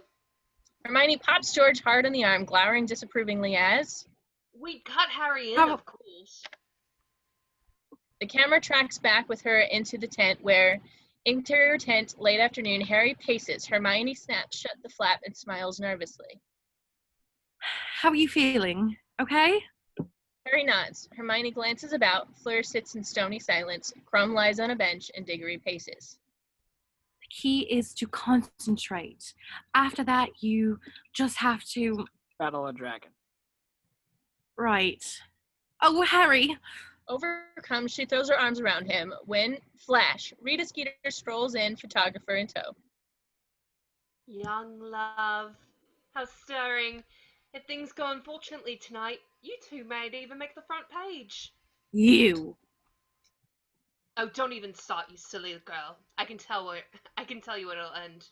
You have no business here. This tent is for champions and friends. Everyone turns, stunned to hear Crumb speak. Skeeter studies him appraisingly, as does Hermione, then smiles thinly. No matter. We got what we wanted. As she exits, Dumbledore enters from the opposite end. With him are Karkaroff and Madame Maxine and Barty Crouch. Good evening, champions. You've waited, you've wondered, and now the moment is here. A moment only you four can fully appreciate. Which begs the question, why are you here in this moment, Miss Granger? Oh, sorry. I'll just go. Barty? Dodie, it's been excruciating for all of you, speculating these many weeks as to just what it is that awaits you tonight. Within these bags lies the answer. Miss Delacour, if you will. Crouch pulls out a bag of purple silk. Fleur reaches in and draws out a tiny model of dragon bearing the number 2. It pads over Fleur's palm. It lets out a tiny puff of smoke. The Welsh Queen, Mr. Crumb. Welsh Queen, Mr. Crumb. Crumb reaches in and draws 3. The Chinese fireball. Ooh. Then Cedric. 1. The Swedish short snout, which leaves... A horntail. What's that, boy? Dumbledore's eyes darken as they peer into Harry's palm. The miniature horntail rears up angrily, lets but a roar, and emits a tiny ball of fire. These represent 4 very real dragons, each of which has been given a golden egg to protect. Your objective is simple. Collect the egg. This you must do, for each egg contains a clue, without which you cannot hope to survive the next task. Any questions? The champions stand mute. Very well. Good luck to you all. Mr. Diggory, at the sound of the cannon, you may Kabloom! Filch fires a small cannon a tad early, causing all present to nearly jump out of their skins. Cedric stares at the tiny dragon in his hand, then closes his fingers over it and strides away. Camera rises behind the remaining trio as Cedric exits. Rising higher than the unseen crowd roars, rising into the peak of the tent where the canvas undulates with the flames that flicker beyond. Cycling slowly back down to Harry, standing alone. As he begins to move, camera tracks after, flowing him through the tent and into exterior arena late afternoon. The roaring arena, where hundreds of screaming fans wheel above him, faces scream above him, and the 3 massive banners hang tattered and smoking. Only the banner opposite, emblazoned with the Hogwarts crest, is wholly intact. Then, a fireball bursts through the center of it and the banner disintegrates, revealing the horntail. Yellow eyes blazing, spiked tail punishing to the ground where a glimmering golden egg lies. Harry points to his wand to the sky. Accio Firebolt. Instantly, camera cranes high, soaring above the clearing and the forest that contain it, leaving the shrieking voices behind, finding Hogwarts castle on the horizon. A pinprick appears in the sky, lengthening, drawing closer in a rush of air, and then Harry's firebolt streaks into view. Camera cranes down, plummeting back to the abyss of screaming voices, tracking a broom right into Harry's hand. Instantly, Harry rockets into the air, clothes snapping, hair fluttering off his scar. Enraged, the Horntail's head swivels, yellow eyes tracking Harry's every move. As Harry dives, the Horntail spits forth a blazing rope of fire. Harry swoops, sprinting under the flames, straightens out, dives again, then looks down, sees the dragon's spiked tail lashing up. A whip. Harry rolls sideways, strangling the firebolt's handle on the dragon's tail, whistles past the gust of wind, buffets him. Rolling upright, Harry jets away, dodging onto a volley of fire after another, then loops down and finds himself heading directly at the Horntail. Furious, the dragon rises up, sends forth an errant blast of fire, and, for the briefest of moments, leaves the golden egg exposed. Noting this, Harry climbs once more, circling the crowd once again, when he sees Cho. Looking up at him with rapt intensity, he studies her face, wheeling slowly by like a dream when a snaking shadow ripples across the seats and Cho's hand fly to her face in horror. Harry blinks, turns, too late. The dragon's tail slashes through his shoulder and sends him spinning away in a spray of blood. Grimacing, Harry steadies the firebolt and, getting his jaw, begins to circle the arena as he flies faster and faster. The crowd rises to its feet, roaring as he rockets past once, twice, and then again. Suddenly, he loops high and dives directly at the Horntail. The dragon bellows savagely, stretching its chains to the breaking point, and expels a blazing ball of fire. The crowd gasps. Faces bleached with light, the night sky shimmers, and then Harry bursts straight out of the ball of fire, swooping between the dragon's legs and scooping up the golden egg. As he rises into the air, robes smoking, the face stormed with ash, cheers shake the arena. Excellent, Harry circles the arena on the smoldering firebolt.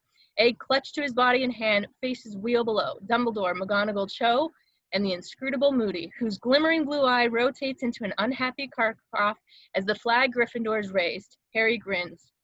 Interior common room night later. Harry, strained with ash, is greeted by a loud cheer and hearty backslaps. Knew you wouldn't die, Harry. Lose an arm or a leg, but pack it up altogether? Never! Come on, Harry. What do you say?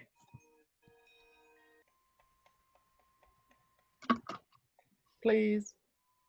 Harry. Harry, maybe you shouldn't. Bring it here. A cheer goes and the boys pass the egg hand over head. As Harry takes it, he plays his fingers into position, waits for the room to positively cackle with anticipation, and then stops. The others jeer mutinously. He grins, opens it, and horrible screeching wail, Murmish, fills the room. Ah, shut it! Shut it! As Harry snaps shut the egg, one voice carries. Bloody hell! What was that? Harry looks, Hermione looks, everyone looks. It's Ron, standing in the portrait hole, hands on ears, his eyes shift uneasily, suddenly aware that he's in the spotlight. All right, everyone, go back to your knitting. This is going to be uncomfortable enough without all the nosy sods listening in. As the hum of conversation resumes, Harry glares at Ron. I reckon you'd have to be barking mad to put your own name in the Goblet of Fire. Caught on, have you? Took you long enough.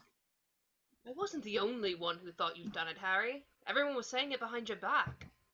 Brilliant, that makes me feel loads better. At least I warned you about the dragons. Hagrid warned me about the dragons. No, I did. Don't you remember? I told Hermione to tell you that Seamus told me that Pavati was told Dean that Hagrid was looking for you. But Seamus never actually told me anything because it was really me all along. I thought we'd be, all right again once you figured that out. How could possibly figure that out? It's completely mental. 'Tis, isn't it? Suppose I was a bit distraught. Boys. Interior Great Hall day. Cho sits with a fellow Ravenclaw girl who whispers in her ear and giggles. Cho smiles enigmatically and casts a faint glance toward Harry, who responds the dribbling porridge down his chin. As he dabs his mouth quickly with his napkin, Parvati and Padma Patil, identical twins, stroll by and cast him identical come-hither looks. Hi, Harry. Hi, Harry. I don't believe it. She's done it again. Hermione scowls at the Daily Prophet. Under Rita Skeeter's byline and photo, hair in ringlets this time, a headline screams, Harry Potter's secret heartache. Miss Granger, a plain but ambitious girl, seems to be developing a taste for famous wizards. Her latest prey, sources report, is none other than Bulgarian bonbon Victor Crumb. No word yet on how Harry Potter is taking this latest emotional blow. You and Crumb, that's rich. Ron chuckles. Hermione glowers at him. I just mean, I know you. Crumb's famous. Who's more famous than Harry Potter? And he's your best friend. Yeah, well, that's different, isn't it? Hermione shakes her head in weary puzzlement as a tiny first-year boy, Nigel, comes dashing up with a floppy box.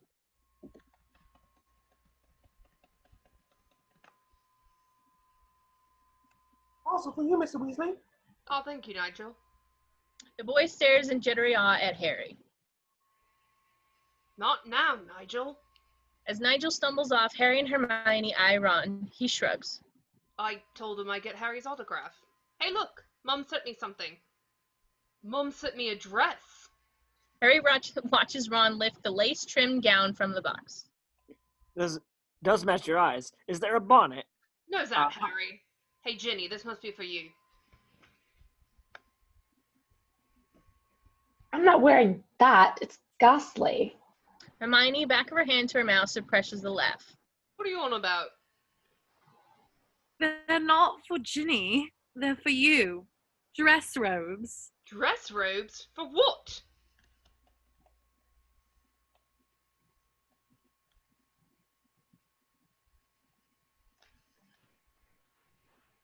Sorry. The Yule Ball, which is, if you don't mind, I'd like to speak to you about Potter. New angle. Seconds later, McGonagall and Harry step into frame. Yule Ball, Professor? It's a tradition during the Triwizard Tournament for the host school to put on Christmas Ball. It is also a tradition for the 3 champions, or in this case 4, to be first to dance. Harry cocks his head as if he had water in his ear. Dance. With a girl. I leave that decision up to you, Potter, but you may bring Neville Longbottom if you desire. But know this, the House of Godric Gryffindor has a reputation as long as it is illustrious. It demands and receives the respect of the entire world. No house has produced more witches and wizards of consequence. You stand upon the shoulders of giants, Potter. Shame yourself and you shame all who came before you. Just then, commotion is heard. Turning, McGonagall watches Seamus pelt Dean Thomas with a custard pie. McGonagall's face drops. Interior dance class day. The entire rank of file Godric's current roster, girls on one side, boys on the other, stand before a fierce McGonagall. You have got to get a grip. Your behavior barely rises to the level of common toadstool. I will not have it. The students exchange nervous glances. Now, to dance is to let the body breathe. Inside every girl is a secret swan of slumbers, longing to burst free and take flight. Inside each boy, the lordly lion prepared to prance.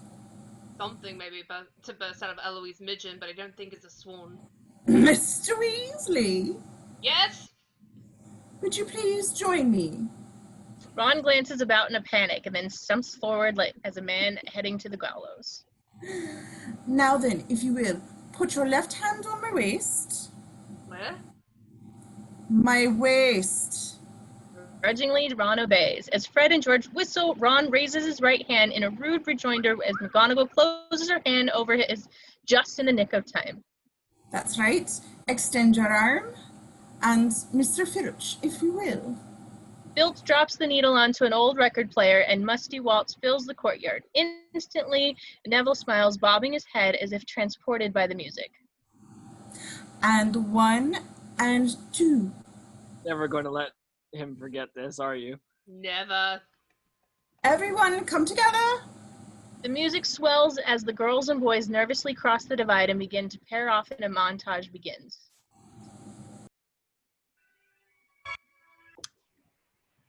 Interior corridor, another day. Harry and Ron move warily down a corridor seemingly inhabited only by groups of girls, one of which includes Cho. Why do they have to travel in packs? How are you supposed to get in on their own to ask them? Blimey, Harry, you slay dragons. If you can't get a date, who can? Ron watches Fleur pass by at the head of the breathtaking band of Beauxbaton girls. I think I'd take the dragon about now. Just then, Padma and Parvati pass by and smile. Interior Moody's classroom. Female hands pass a note under desk. One set of fingernails decorated with hearts working west to east. Interior Hill. Harry, Ron, and Hermione study. Crumb passes. A beat. A gaggle of girls pass in pursuit. Hermione rolls her eyes. Exterior Oxford New College courtyard. A Durstrom boy approaches a group of girls, asks none out. She nods. Harry and Ron look at each other in amazement. Interior Tower dormitory, night. Ron and Harry enter, find Neville dancing by himself horribly. Quickly, they step back, close the door, and glance at one another. Interior spiral staircase. Cho stands reading a spellbook. Harry swallows nervously, starts forward. When a classroom door swings across his face and a group of Ravenclaw girls sweep Cho away. Exterior stone bridge. Graceful as fawns, Fleur and Gabrielle lead a group of Beauxbaton girls, arms swinging in unison down a walkway, passing the scarf between them. Ron watches in awe. Interior Moody's classroom. Female hands pass a note under the desk. 3 sets of fingernails decorated with hearts working east to west. Interior Tower dormitory, night. Harry lies in bed staring at the ceiling, turning the egg over in his hands. When it pops open, we cut wide. Watch each boy bolt up in bed, slap hands over their ears. Interior courtyard, day. 2 huge bodies approach through the arches, come clear. Hagrid and Madame Maxine. I get it from your mum's side. How about you? Moi? I have big bones, that is all. Interior dance classroom. Neville dances alone. Exterior lake. Cho passes by, out of view. Harry appears, follows, then bumps into an older boy, smoothly chatting up a girl with bangs. And as Harry stumbles away in embarrassment, he nearly runs into Karkaroff. As both exit, Moody appears. Interior Moody's classroom. Female hands pass a note under desk. All sets of fingernails decorated with hearts, working west to east, and ending on the girl with bangs. Exterior stone bridge. Fleur and Gabrielle lead a group of Beauxbaton girls the other way down the walkway, arms swinging in perfect time, magically passing the scarf. Ron watches in awe. Exterior courtyard. Snow begins to fall. Exterior tower, night. Neville flutters across the glass, dancing out of view as snow falls more heavily, and montage ends. Interior Great Hall, morning. Harry and Ron sit together, gloomily surveying the room. This is mad. At this rate, we'll be the only ones in our year without dates. Well, us and Neville. Then again, he can take himself. Harry and Ron grin. Hermione looks over disapprovingly. Nice. But it might interest you to know Neville's got someone. Now I'm really depressed. Don't tell me you lot haven't got dates yet. Better hurry up or all the good ones will be gone. Who are you going with then? Oi! Angelina! Wanna come to the ball with me?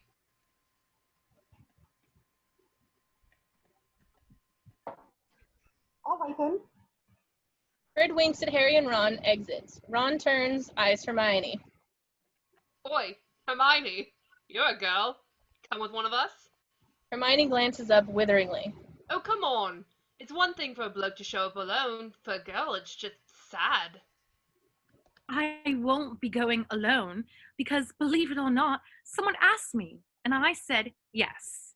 With that, she snaps shut her book and exits. She's lying, right? You say so. Look, we've just got to grit our teeth and do it. Tonight, when we get back to the common room, we'll both have partners. Agreed? Harry hesitates, then nods. Exterior grounds owlry, later. Far below us, Harry makes his way toward the owlry, which stands like a stranded scarecrow in a sea of white. Suddenly, an owl flutters forth and Harry halts. Footsteps sound and a figure descends the owlry's snow-laden stairs, flickering in and out of view. Seconds later, a girl appears. Cho. Harry. Cho. They stand awkwardly for a moment, and Cho gestures all around. Beautiful, isn't it? Yeah, splendid. He glances away, face hidden from Cho, and grimaces, mouthing splendid in miserable mortification. Well, watch yourself on the stairs. It's a bit icy at the top. Okay, thanks. Cho!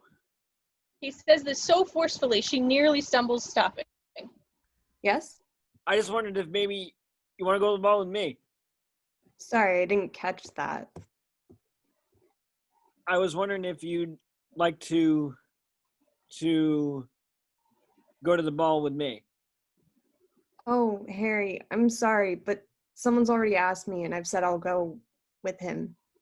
Oh, well, good. I mean, okay, no problem. Harry looks away, flexing his fingers within his mittens. Cho chews her lips, frowning, then turns away. As she goes, Harry exhales, shaking his head when... Harry? He looks up, sees her staring him straight in the eye. I really am sorry.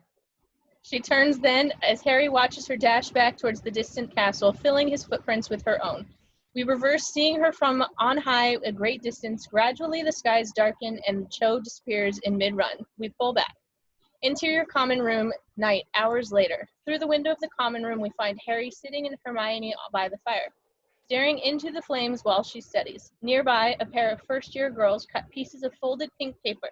As one giggles, Harry looks over, sees her hold up the string of paper men with no heads.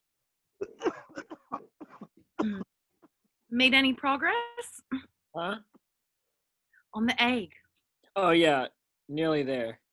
Hermione studies him doubtfully when suddenly Ron trips through the portrait hole, staggers across the room, and collapses into a chair. He looks shell-shocked. Ginny, who's accompanied him, fights hard to suppress a smile. What happened to you? He's just act out Fleur Delacour. What?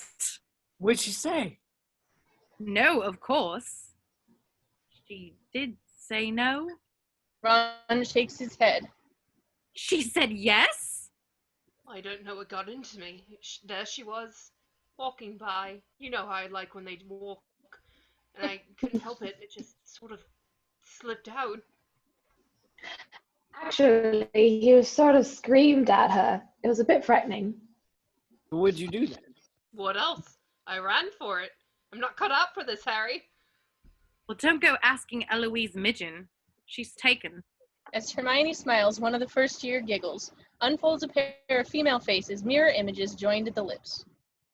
Don't worry, I think I've gotten an idea. Interior dormitory, night, days later. Ron stands grimly before a mirror in his lace dress robes. He shakes his head, mutters in disbelief. Bloody hell. Harry steps out then. His robes, in contrast to Ron's, are simple, black, and completely unadorned. What are those? My dress robes. Well, those are all right. No lace, no dodgy little collar. I expect yours are more traditional. Traditional? They're ancient. I look like my great-aunt Tessie. Smell like my great-aunt Tessie. Murder me, Harry. Interior bottom of the staircase, entrance hall. Camera drops with the snowflakes falling from the ceiling over to the smartly dressed students falling into the great hall, to the weeping staircase where Harry and Ron descend. Ron scans the crowd. Poor kid. Bet she's alone in her room, crying her eyes out. Who? Hermione, of course. Come on, Harry, do you think she wouldn't tell us who she... Why do you think she wouldn't tell us who she was coming with? Because we take the Mickey out of Mickey No out. one asked her. Would have taken her myself if she wasn't so bloody proud. Harry raises an eyebrow appraisingly when... Hello, boys. Parvati and Padma doubly, delightfully, in shocking pink and bright turquoise, respectively, wait below. Don't you look dashing? Parvati's eyes rake over Ron's robes as she takes Harry's arm. Padma stares in the open horror. Just then, McGonagall appears, looking a bit flustered. There you are, Potter. You and Miss Patel will wait here and enter with the other champions. Weasley? She falters, googling Ron's robes, then collects herself. You and Miss Patel may proceed inside. Go to the Great Hall. Come on, then. As Ron drags Padma off, she looks back desperately to her sister. Parvati just shakes her head. We have a cousin who dresses like that. Just then, a gust of wind stirs the air, and the Durmstrang and Beauxbaton students file inside. As Fleur Delacour appears, her silk wrap flies free, fluttering like a dove into the air, leading Harry's eye to Cho, who arrives hand in hand with Cedric Diggory. Oh my god, she looks beautiful. Harry nods glumly, staring at Cho, then realizes Parvati is looking not at Cho, but at a girl in periwinkle robes. Hair twisted in a graceful knot, swan's neck shining, she is nothing short of breathtaking. She is Hermione. Taking Crumb's arm, she gives Harry a little wave as if it were on a string. Harry's own hand rises, waves back. Strings rise in the air, and interior Great Hall. A path of light spills from the entrance hall, revealing a darkened hall glimmering with icicles and mistletoe. The house tables have vanished, replaced by dozens of smaller ones, each glowing with lantern light around a central dance floor. Flitwick conducts the string quartet. As the champions enter, applause rises. Fleur leads the way on the arm of a stunned-looking Ravenclaw boy, Roger Davies, while Harry and Parvati enter last, Parvati waving like a beauty queen. Harry scans the room for Ron and finds him, staring open-mouthed at Hermione as she passes with Crumb. That Hermione Granger with Victor Crumb? No, absolutely not. As the champions reach the dance floor, Flitwick's baton freezes in midair, bringing the hall to a hush. Take my waist. Oh, right. Harry puts his hand on Parvati's waist, taking her hand when Flitwick's baton drops and a waltz begins. Go, now! More out of fear than anything else, Harry takes a step, then another. The music swells. Fleur sweeps past, rigid as a queen. Next is Cho, dark eyes glimmering as they briefly meet Harry's own. Finally, Hermione, adrift in Crumb's strong arm, shoots Harry a goofy, excited grin. Dumbledore leads McGonagall from a tall table and with a short bow, sweeps her onto the floor where they dance formally, beautifully. Quickly, the remainder of the staff pair off and join them. Even Madame Maxime yields to Hagrid in his horrible suit, though she casts her eyes askance while in his arms. Only Moody remains on the sidelines, eye-whirring madly at the time of the waltz. Finally, the students converge, led by Neville, who glides like a stare, much to the astonishment of his date, Ginny Weasley. Lost in the crush, Harry feels less conscious about his own clumsy feet and actually manages to smile. The camera rises, taking it all in, rising higher and higher until you rack focus onto the trio of gleaming icicles, dripping now that it's same scene hours later. A hand, Fred's, reaches into the frame, snaps off one of the icicles, and a jagged razor burn of guitars, courtesy of the Weird Sisters, shatters the calm as we spiral down onto the dance floor, a mosh pit now hopping with bodies. Fred slips the icicle down to the back of Tiana's robes, and she squeals, darting after him, leading us to Hermione and Crumb. Hermione yells above the din. Hermione. On Nini? She starts to correct him, then shrugs. Close enough. Harry and Ron sit watching grimly from the sidelines while Padma and Parvati sit on the opposite sides, arms crossed in aggravation. Ron eyes Crumb lethally. Really pumpkinhead, isn't he? Harry's eyes shift from Cho and Cedric's gyrating figures. Well, I don't think it was the books that had him going to the library. A handsome Durmstrang boy approaches Parvati, who looks ready to put a gun to her head. May I have your arm? Arm, leg, I'm yours. As Parvati exits, Hermione drops into her vacant chair, flushed from dancing. Whew. Hot, isn't it? Victor's gone to get drinks. Care to join us? No, we would not care to join you and Victor. What's got you wanting a knot? He's from Durmstrang. You're fraternizing with the enemy. The enemy? Who wasn't wanting his autograph? Besides, the whole point of the tournament is international magical cooperation, to make friends. I think he's got a bit more than friendship on his mind. What are you suggesting? It's obvious, isn't it? It's Harry he's truly interested in. Excuse me? He's using you to get inside information, maybe even jinx Harry.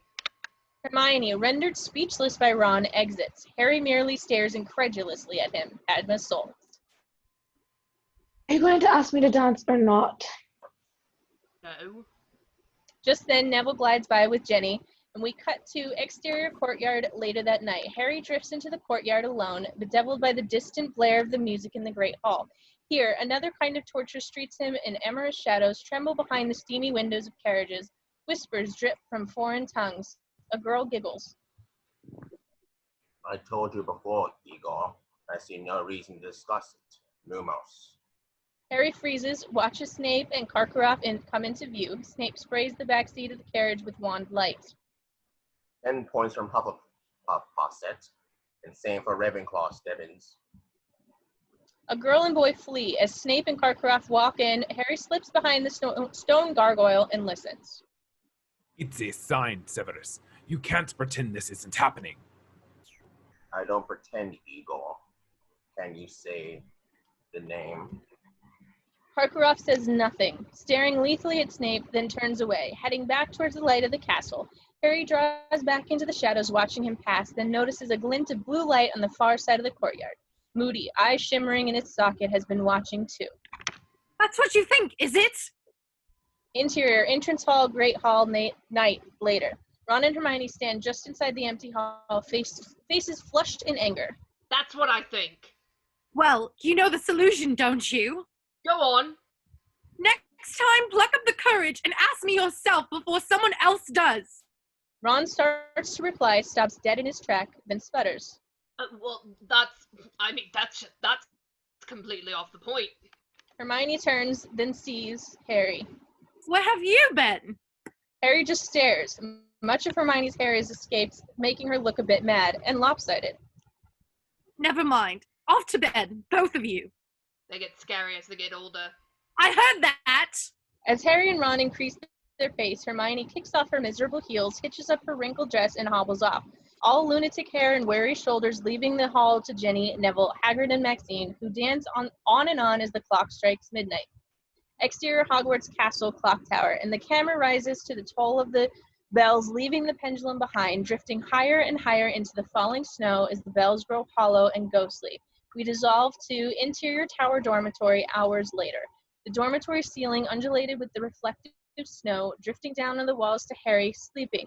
As the camera moves in on his twitching eyelid, the last bell tolls. Exterior sky, Little Hangleton night. Pull back from the eye of a raven, soaring through the snowy night sky. In the distance, a hill appears, weeds tossing in a gentle breeze. There's Gardener's cottage, and further up, the derelict manor. The raven soars through the manor, gliding through a dark window on the second story, down a gloomy passageway, into a room of shadows, toward the back of a chair, circling slowly. You must begin to make preparations, Wormtail. Nagini will need milking. The journey will not be easy. A filthy clock bundled comes into view. Something twitches within. We glide closer and closer. An eye, not quite human, blinks. Interior tower dormitory night. Harry wakens with a gasp. All right, Harry. Neville, in his dress robes, looms into view, his pale face eerily reflecting the snow falling beyond the window. I just got in. Neville grins, then turns away, humming as he does a two-step to his bed. Harry touches his scar and glances through the window as the snow piling up against the glass. Exterior wooden bridge day. Harry and Hermione walk. Harry, you told me you'd riddled that egg out weeks ago. The task is 2 days from now. Really? I had no idea. People are looking their way. Harry lowers his voice.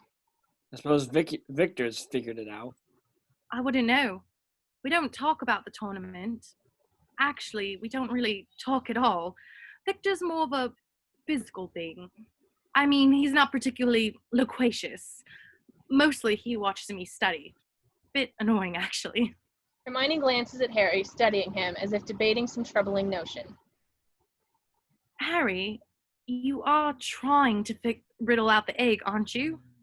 What's that supposed to mean? I just mean these tasks. They're designed to test you, Harry, in the most brutal way. They're almost cruel and, well, I'm scared for you, Harry. You got by the dragons mostly on nerve. I'm not sure that's going to be enough this time. There's an awkward silence, then... Hey, Potter. Harry turns, sees Cedric separate from Cho, begin to trot over. Hermione gives Harry one last look and goes. How are you? Spectacular. Look, Potter, I realize I never really thanked you properly for tipping me off about those dragons. Forget it. I'm sure you'd have done the same. Exactly. You know, the prefect's bathroom on the 5th floor, it's not a bad place for a bath. Harry looks at him oddly, but Cedric just nods, releases his arm, and dashes back to Cho. Interior 5th floor corridor night. Empty, silent. Then, Harry appears, wrapped in a dressing gown and slippers, clutching his egg. He flip-flops his way down the corridor, descends a smart series of steps, then when one gives underneath him.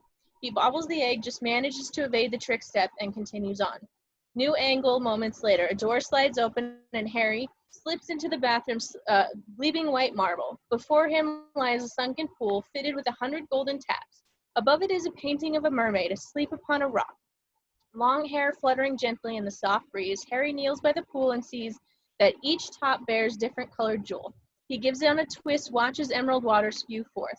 Moments later, Harry slips onto the brilliantly colored water and sits, eyes himself in the mirror opposite. I must be out of my mind. Frowning, Harry takes his egg, sighing, and opens it. A horrible screeching wail echoes painfully off the tile. Quickly, Harry snaps the egg shut. I'd try putting it in the water if I were you. Harry wheels, finds a ghost sitting cross-legged atop one of the toilet bowls, moaning Myrtle. Myrtle? Hello, Harry. Long time no see. As Myrtle's eyes drift downward, Harry slips a bit further under the studs. Myrtle smiles naughtily, spirals lazily into the air. I was circling my black terrain the other day and could swear I saw a bit of polyjuice potion. Not being a bad boy again, are you, Harry? Sworn off the stuff. Did you say try putting it in the water? Well, that's what he did, the other boy. The handsome one, Cedric. Harry takes the egg and lowers it beneath the suds. We'll go on. Open it. He does, then a distant song gurgles to the surface. I can't make it out. Well, put your head in, silly. New angle underwater. Harry's face plunges into view as a chorus of eerie, otherworldly voices sing a siren song. Come seek us where our voices sound. We cannot sing above the ground. An hour long you'll have to look to recover what we took. Harry turns, sees that Myrtle has joined him underwater. Eyeing him appreciatively, he frowns and breaks the surface of the water, followed by Myrtle.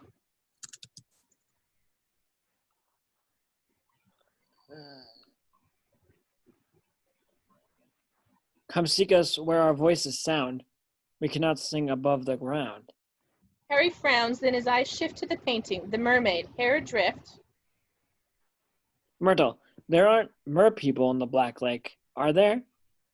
Ooh, very good. It took Cedric ages to riddle it out. Almost all the bubbles were gone.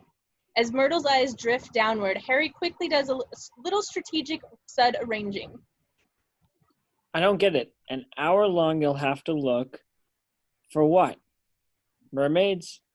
And how am I supposed to breathe underwater for an hour? Well, don't ask me. I can't breathe. I haven't been able to breathe for 50 years. Of all the horrible, savage things to say. The plumbing gurgles as Myrtle shoots off in a huff.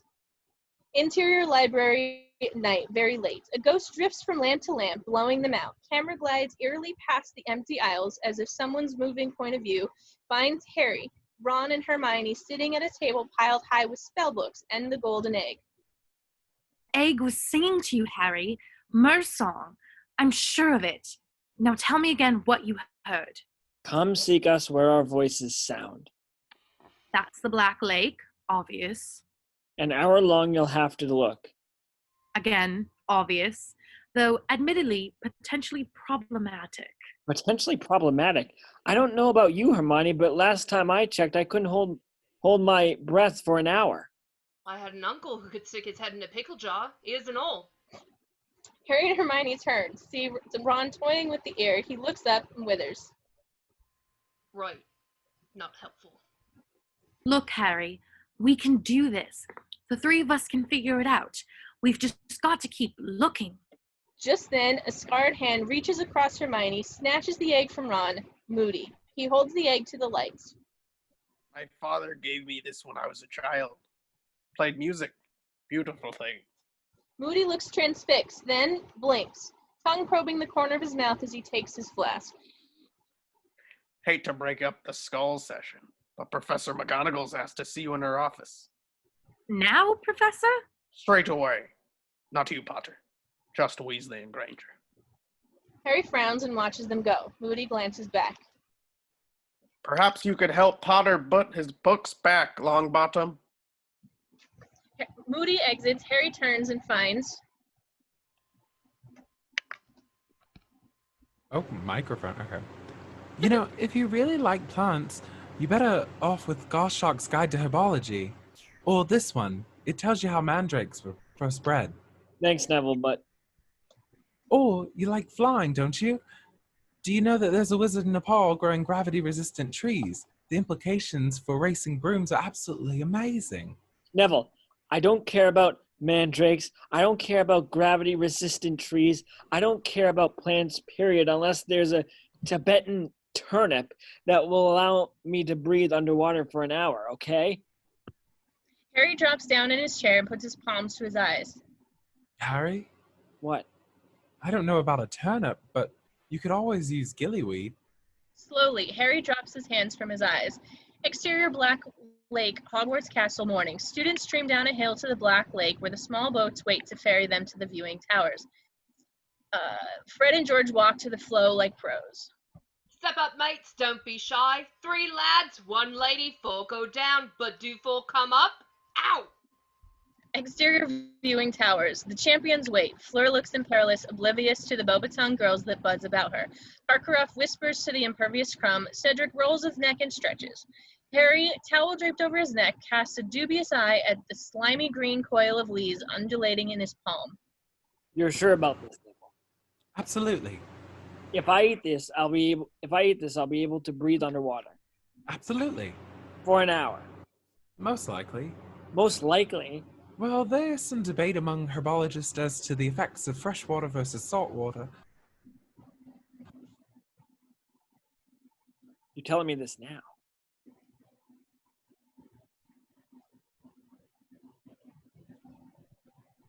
Dumbledore? Dumbledore!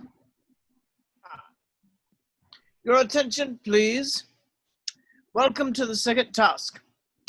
Last night, unbeknownst to our champions, something they value exceptionally was taken from them. That something now lies at the bottom of the Black Lake. The mission this morning is to retrieve it. Champions, you may begin. Blam! Flitch fires the cannon. Dumbledore shakes his head. Now! The crowd roars and the champions sprint into the icy water. Chill bumps pebble Harry's skin as he stuffs the gillyweed into his mouth. He chews furiously, swallows, and claps his hands on his throat. What's happening to him? He can't breathe. Oh my god, I've killed him. I've killed Harry Potter. Veins erupt in Harry's temple. Blood vessels snake through the whites of his eyes. His fingers slip from his throat. Someone screams. Harry has gills. Exterior underwater. Harry knifes into the water, hands mutating, turning ghostly green, webbed. He kicks deeper, feet flashing like flippers. He glances to his left. Several yards away, Crumb's pale body shimmers. Abruptly, Crumb's face turns and he grins. Or so it seems. The grin spreads hideously, Crumb's teeth lengthening into razor-sharp spikes as his head mutates into a blunt angle of a shark. Quickly, Harry kicks deeper. New angle later, Harry glides to the shimmering shafts of luminescence, passing from shadow into light, back into the shadow. New angle, a veil of small fish scatter like darts across as Harry streaks into view, then vanish, taking the light with them. Later, Harry drifts deeper and deeper, bubbles trailing from his gills. Dark velvet grasses twitch in the current, caressing his skin. The water grows darker, then a curious silver light flickers, and creature, graceful and swift, flashes into view. Harry stares, transfixed, then kicks after the slithering creature, its radiance binding. Slowly, it takes shape. It's the mermaid from the painting in the prefect's bathroom. She gazes briefly back, long golden tresses drifting like smoke across her eyes, then flits away. Harry kicks harder, closing the distance between them when she disappears. Harry slows, glances about, all around black weeds undulate eerily. He drifts, then the black weeds come apart. Not weeds, water demons, Grindylows. Fangs barred, they swarm. Harry reaches for the wand, lashed at it to his ankle, but his webbed fingers fumble it. The wand tumbles into a rolling cloud of bubbles. A Grindylow reaches for it when Harry snatches it away. Incendio. A jet of fiery red bubbles rockets from the tip of the wand and strikes the Grindylow dead in its chest, leaving a scarlet welt. Howling in a gargled rage, it corkscrews away. Wheeling, Harry fires blindly at the approaching mob. The nearest pair peel off in the opposite direction, avoiding the blast, and the one behind takes it between the eyes. As it floats away, cross-eyed and confused, Harry wheels again and again, sending jolt after jolt of fiery red bubbles into the attacking Gridfellows. Again, the corkscrews away, dazed and defeated. Finally, none remain. Harry studies the rippling current, sure he's vanquished them all, when one more emerges from the shadows, then another, and more still, until Harry finds himself surrounded. Wands poised, Harry waits warily, the water demons twitching menacingly. Then, as one, the Grindylows raise their tiny fists, shake them angrily, and dart up and away. Harry watches them vanish like ink above them. Then, the curious silver light flickers across his eyes. He turns, finds the mermaid drifting dreamily. As she darts off, Harry darts after, and the siren song is heard. An hour long you'll have to look to recover what we took. Your times have gone, so tarry not, lest what you seek stays here. Harry follows the mermaid into a clearing and stops.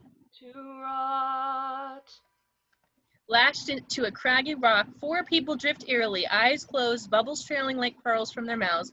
Gabriel Delacour, Cho Chang, Hermione, and Ron. Harry swims forward, tugs at the ropey vines that bind them. They're strong, thick. Harry glances at the mermaid, but her unblinking eyes regard him impassively through her veil of hair. Deciding, Harry takes the wand. Incendio. A fireball jets forth. As the bubbles clear, the vine appears blackened, but a red welt glows angrily below Ron's elbow, where the fireball hit. Slipping his wand into the back of his waistband, he glances about and spies a jagged rock. Snatching it up, he turns to Ron, hacks at the vine. In 3 quick blows, Ron's body floats free. Harry moves to Hermione, but as he poises the rock, the mermaid swoops between and shakes her head. Get out of the way. The mermaid merely shakes her head. No, she's my friend too.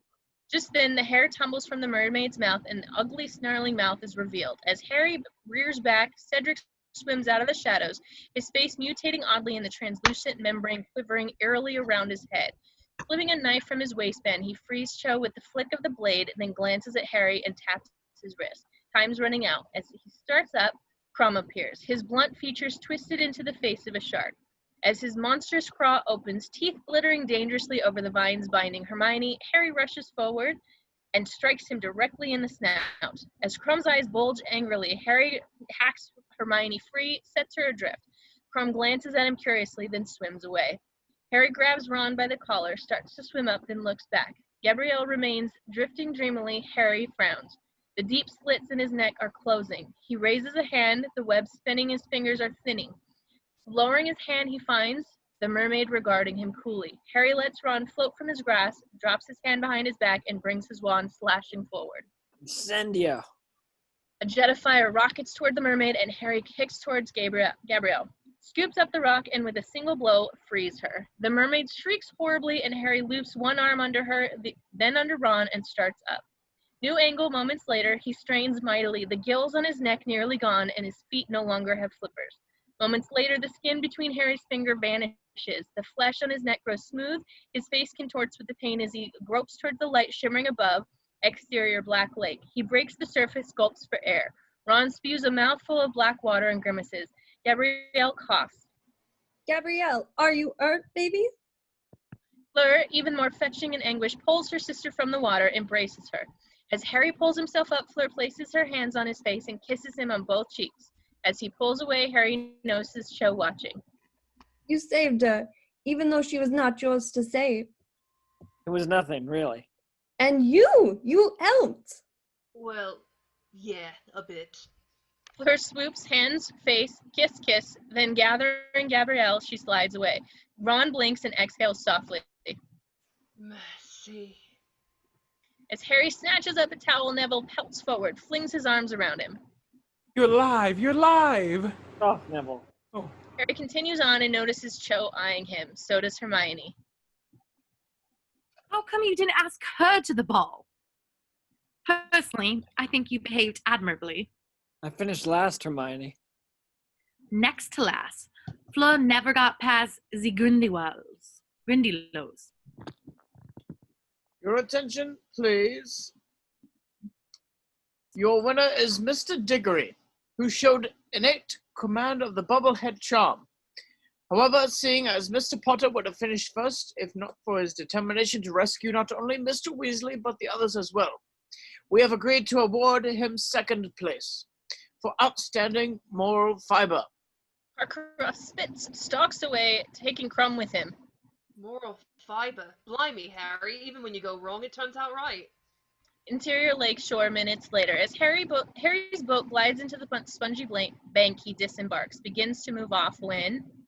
Congratulations, Potter. Mr. Crouch. I'm sorry we haven't spoken.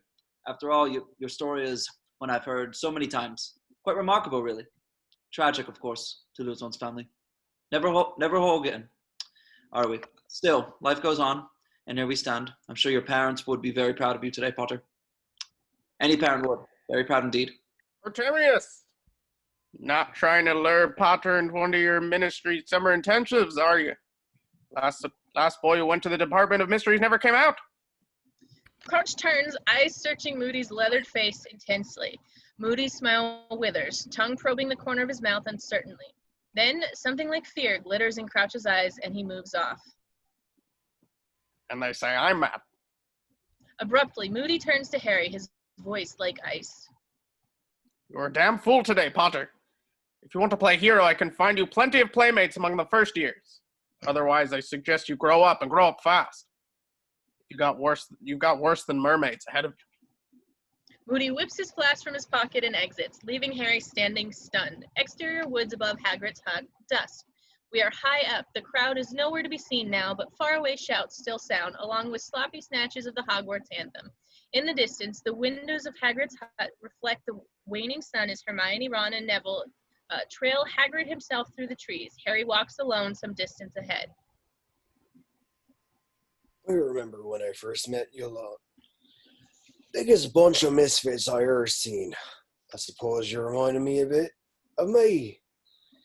Now, look at us all, 4 years on. We're still a bunch of misfits. Sure, but we got each other, don't we? And we got Harry, soon to be the youngest Triwizard champion there's ever been. New angle on Harry. He smiles softly at the sound of his friends' cheerful voices and the gentle evening breeze. Then he winces. He grabs his scarf. Through the trees ahead, the reddening sky shimmers like blood. Dropping his gaze, he spies something dark lying in the brush. The trunk of a fallen tree, or a pile of wood, or the body of a man. Harry stands frozen, unmoving, the wind gently tossing his hair. A distant peal of laughter. Ron drifts to him from somewhere far behind. The man is Barty Crouch. Interior common room night. Beyond the window, deep in the distance, a group of teachers, eerily illuminated by the torch Hagrid clutches, stand in the dark circle at the sight of Crouch's body. Slowly, the camera pulls back and reveals Harry, watching. He glances to the fireplace, the guttering flames reminiscent of the night Sirius appeared, then turns back to the window, absently reaching up and trailing fingers over his scar. It's hurting again, isn't it? His eyes shift and see Hermione's face reflected in the glass. You know what you have to do. Exterior corridor, Dumbledore's office, day. Harry approaches his office, hears voices within. If you take the necessary measures, Cornelius, we may still be able to save the situation. Cancel the Triwizard Tournament. You can't be serious, Albus. It would be an international incident. And as Minister of Magic, I must say the last thing we need is... I admit it would take courage, but courage is what we needed now. Excuse me, gentlemen, but it might interest you to know this conversation is no longer private. The door swings aside, revealing Dumbledore, Fudge, and Moody, magical eye bristling. Fudge puts on his best face. Oh, Harry! Harry, good to see you again. I can come back, sir. Not necessary, Harry. The minister and I are done. I'll only be a moment. Oh, feel free to indulge in a licorice snap in my absence.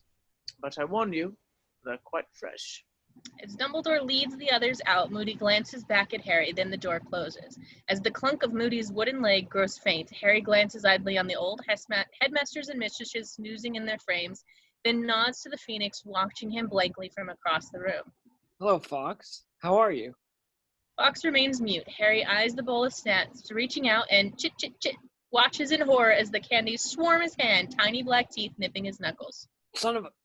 Harry leaps back, bumps hard into an ebony cabinet, and flicks the last few tentacles snaps to the floor. As they scurry under the furniture, a silvery light dances upon Harry's forehead. Turning, Harry watches the cabinet glide slowly open. He lifts his hand, letting the light play on his fingertips as steps to the cabinet and peers within, discovering the stone basin. Harry stares into the cloud-like substance whirling within, begins reaching out. Then opts to pass his wand over the bowl instead. The liquid trembles. As Harry leans down for a closer look, the ripples go still, and far beyond the surface, an enormous chamber comes into focus, where benches rise in steep tiers and dozens of witches and wizards sit facing a single empty chair. Harry leans closer, and the tip of his nose breaks the surface. Whoosh! The walls of Dumbledore's office dissolve like smoke, and Harry pitches forward into the churning whirlpool they create, landing interior trial chamber pensive, heavily into the tiered benches. He glances up. There's no ceiling, only a trembling membrane of light. Harry turns to the wizard next to him, Dumbledore. Professor. Dumbledore stares placidly ahead. Harry passes a hand before his face. Nothing. Across the eerily quiet chamber, Rita Skeeter runs an emery board over her razor-sharp nails. Suddenly, a huge clanging fills the chamber, and an iron cage rises through the floor. A man standing blinking within. Thin, feral, it is Karkaroff. All vanity is gone. Barty Crouch rises then, but this crouch radiates power. Quill in hand, he steps to a podium and, making notations in red ink on a piece of parchment, speaks with a rote command, to clearly having done it dozens of times previously. Igor Karkaroff, you have been brought from Azkaban at your request to present evidence to this council. Should your testimony prove consequential, the council may move to reduce your sentence or commute it entirely. Until such time, you remain in the eyes of the ministry, a convicted Death Eater. Do you accept these terms? I do, sir. What do you wish to present?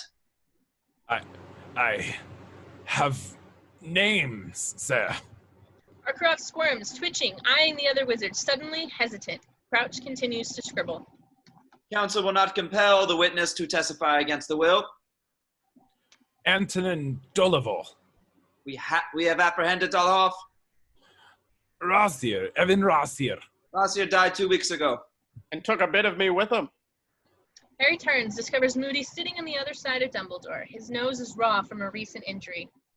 Severus Snape. As the council is fully... Oh, that's you. As the council is fully aware, I have given evidence on this matter. Severus Snape was indeed a Death Eater, but prior to Lord Voldemort's downfall turned spy for us at great personal risk. Today, he is no more a Death Eater than I am. It's a lie. Severus Snape remains faithful to the Dark Lord. Silence! Has the witness any other names? Karkaroff lowers his head in defeat, then slowly his raccoon eyes rise, fixed on the scribbling Crouch. Just one. Council hopes it is a name that we're already not familiar with. But I'm afraid it is. I'm afraid it's a name the council is intimately familiar with. Rita Skeeter's emery board ceases its seesaw. Her eyes rise. I know for a fact this person took part in the capture and, by means of the Cruciatus curse, torture of the Arthur Frank Longbottom and his wife. A murmur ripples through the chamber. What's this worm playing at? Name, Mr. Karkaroff. Barty Crouch, Jr. A maelstrom of outrage consumes the chamber. Rita Skeeter's lips curl gleefully. Crouch's quill stutters to a halt, bleeds onto the skin of parchment, and a second cage rockets through the floor, bringing with it a skinny, straw-haired young man, Barty Crouch, Jr. He leers up at the podium, tongue probing the corner of his mouth as malice dances in his dark eyes. Hello, Father. As the chamber explodes once more, Harry leans forward, squinting at the young man, so strangely familiar. Slowly the chamber grows silent, all eyes to the older Crouch. You are no son of mine. I have no son. Once again, chaos ensues. Then... Come, Harry. I think it's time you return to my office. Harry wheels. A second Dumbledore sits to his left. Come. The second Dumbledore extends his hand. As if in a trance, Harry complies. As their fingers touch, the walls of the chamber turn to smoke, as does the bench upon which Harry sits. He falls backwards, tumbling. Interior Dumbledore's office. Harry falls onto his feet. Dumbledore stands there. Curiosity is not a sin, Harry, but we should exercise caution with it. It's a pensieve, a useful thing to have if, like me, you find your mind a wee bit cluttered. Dumbledore sets his wand to his temple and extracts a glistening thread, deposits into the pensieve. You mean that stuff's your thoughts? That's... Wow. Sir, Mr. Crouch's son...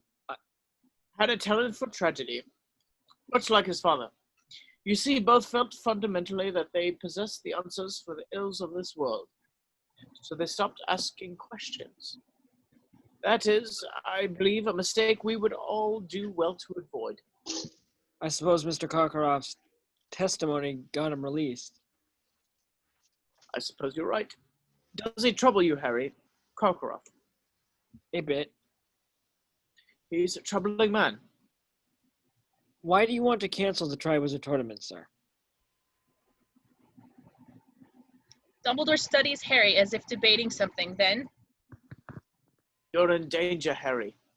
And for the first time. I'm not sure where it's coming from. Initially, I thought it best to let things play out. But with Mr. Crouch's death, your scar is hurting, isn't it? That's why you've come to see me. And the dreams, they've returned.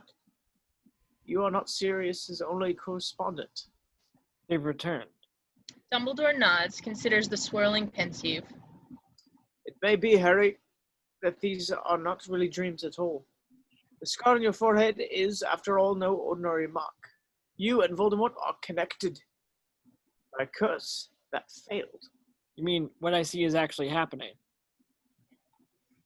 Dumbledore pauses, wrinkled eyes peering into the bowl. Slowly, he extracts a thread and pitches in it. I think we've talked enough for the time being, Harry. But I need to know, what is it I'm seeing when I dream? Is it Voldemort? And who put my name in the cup? And why? And if you can't protect me, who can? Dumbledore says nothing for a moment, face swirling in the reflective light of the pensieve, then turns. I'm afraid there are no easy answers, Harry. Harry simply stares, mute, then turns to exit and stops. Sir, while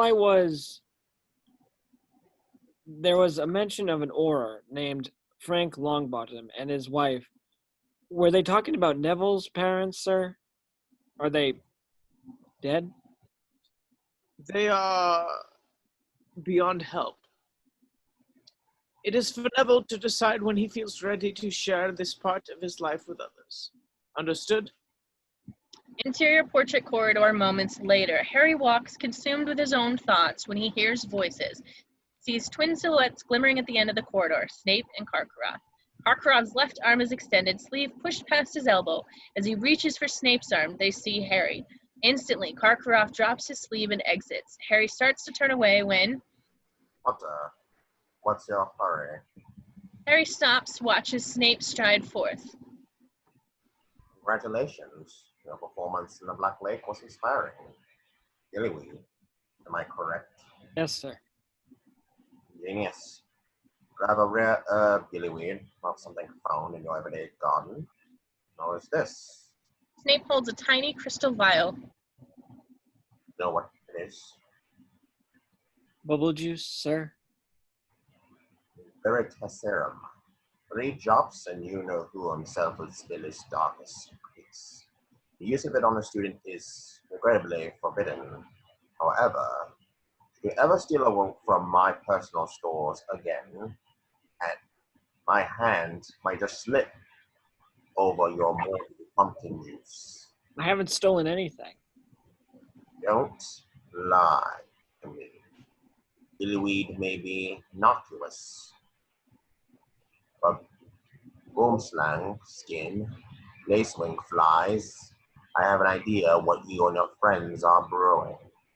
With that, Snape turns on his heel and exits. Just then, beyond the window, Karkaroff appears. Crossing the courtyard below, camera racks focus on Harry's reflection. What do you suppose it was? Some Karkaroff's arm. Ron and Hermione stand on one side of the bridge while Harry stands on the other.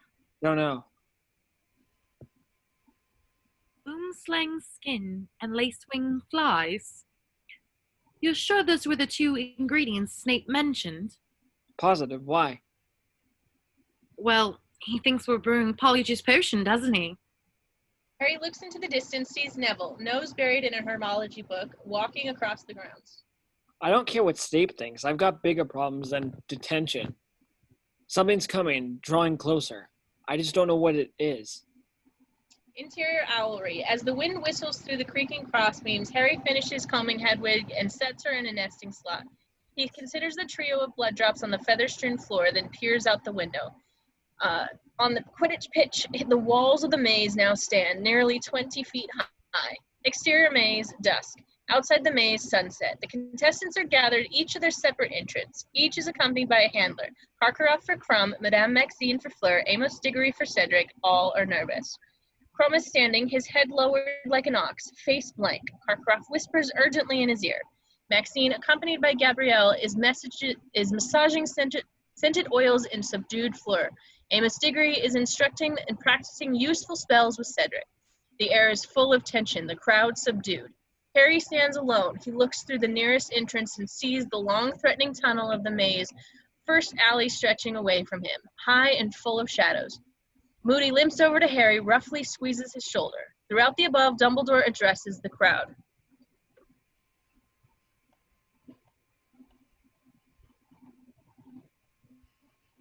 Earlier this evening, Professor Moody placed the Triwizard Cup within the maze. Only he knows where it resides. As the scoring is closed, the first to touch the cup will become the first Triwizard champion in over 100 years. The crowd roars. Champions, prepare yourselves. On 3. 1, 2. Blam! Filch fires the cannon and the champions disappear into the maze through their separate entrances. Interior maze on Harry. He enters the maze a tiny figure. The high walls lean over him. It is utterly still and silent. Harry looks back at Moody. Rustling, the maze closes up. Harry moves forward. Hedges tremble with the wind. A sound. Harry turns sharply, looks behind. Nothing. Continues. A crossroads. Each alley short, leading to others. He chooses. Exterior maze, dusk. A wide shot of the maze. It darkens as we watch. Mist gathers ominously. Interior maze, night.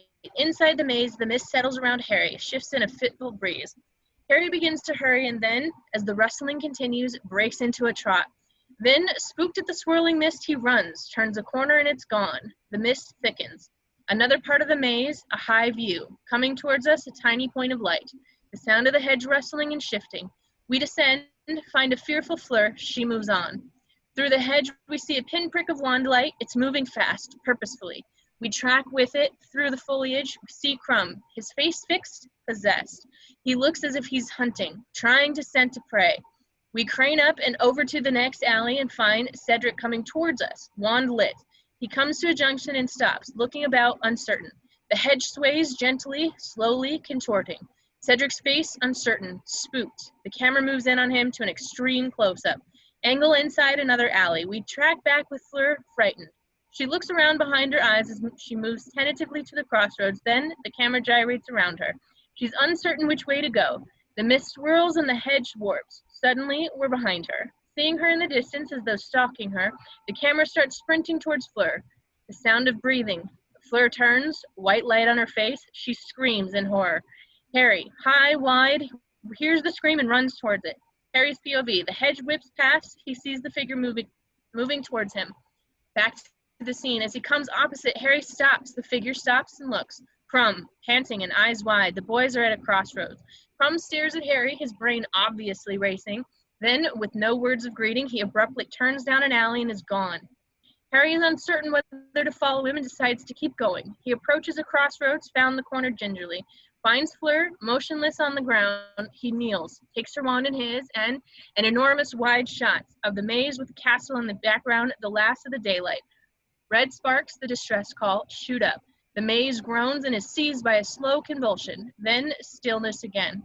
Inside the maze, Harry, freaked, takes off. Behind him, the maze envelops Fleur. Over Harry as he runs, turning corner after corner into short corridor after short corridor. Again and again, he looks over his shoulder anxiously. The sound of the rustling maze seems to be increasing. We see alley after alley, choked with mist, undulating, restless. Harry reaches a crossroad and looks behind once more, turns forward and crashes into something. Cedric. They both yell. Cedric takes off and Harry follows, but Cedric is faster, and before long the wand light surrounds Cedric and disappears. Harry slows down, breathless. He's in a long corridor. The sound of the hedge increases. Ahead, the end of the corridor seems to be drawing nearer. Harry pauses.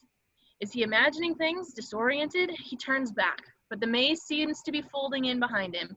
He's going to be crushed. He sees a gap ahead and races toward it. The hedge begins to close. He hurls himself forward, slipping through the gap just as the hedge closes. He turns and sees the cup far ahead. A bolt of light rockets past him, singeing the side of his head.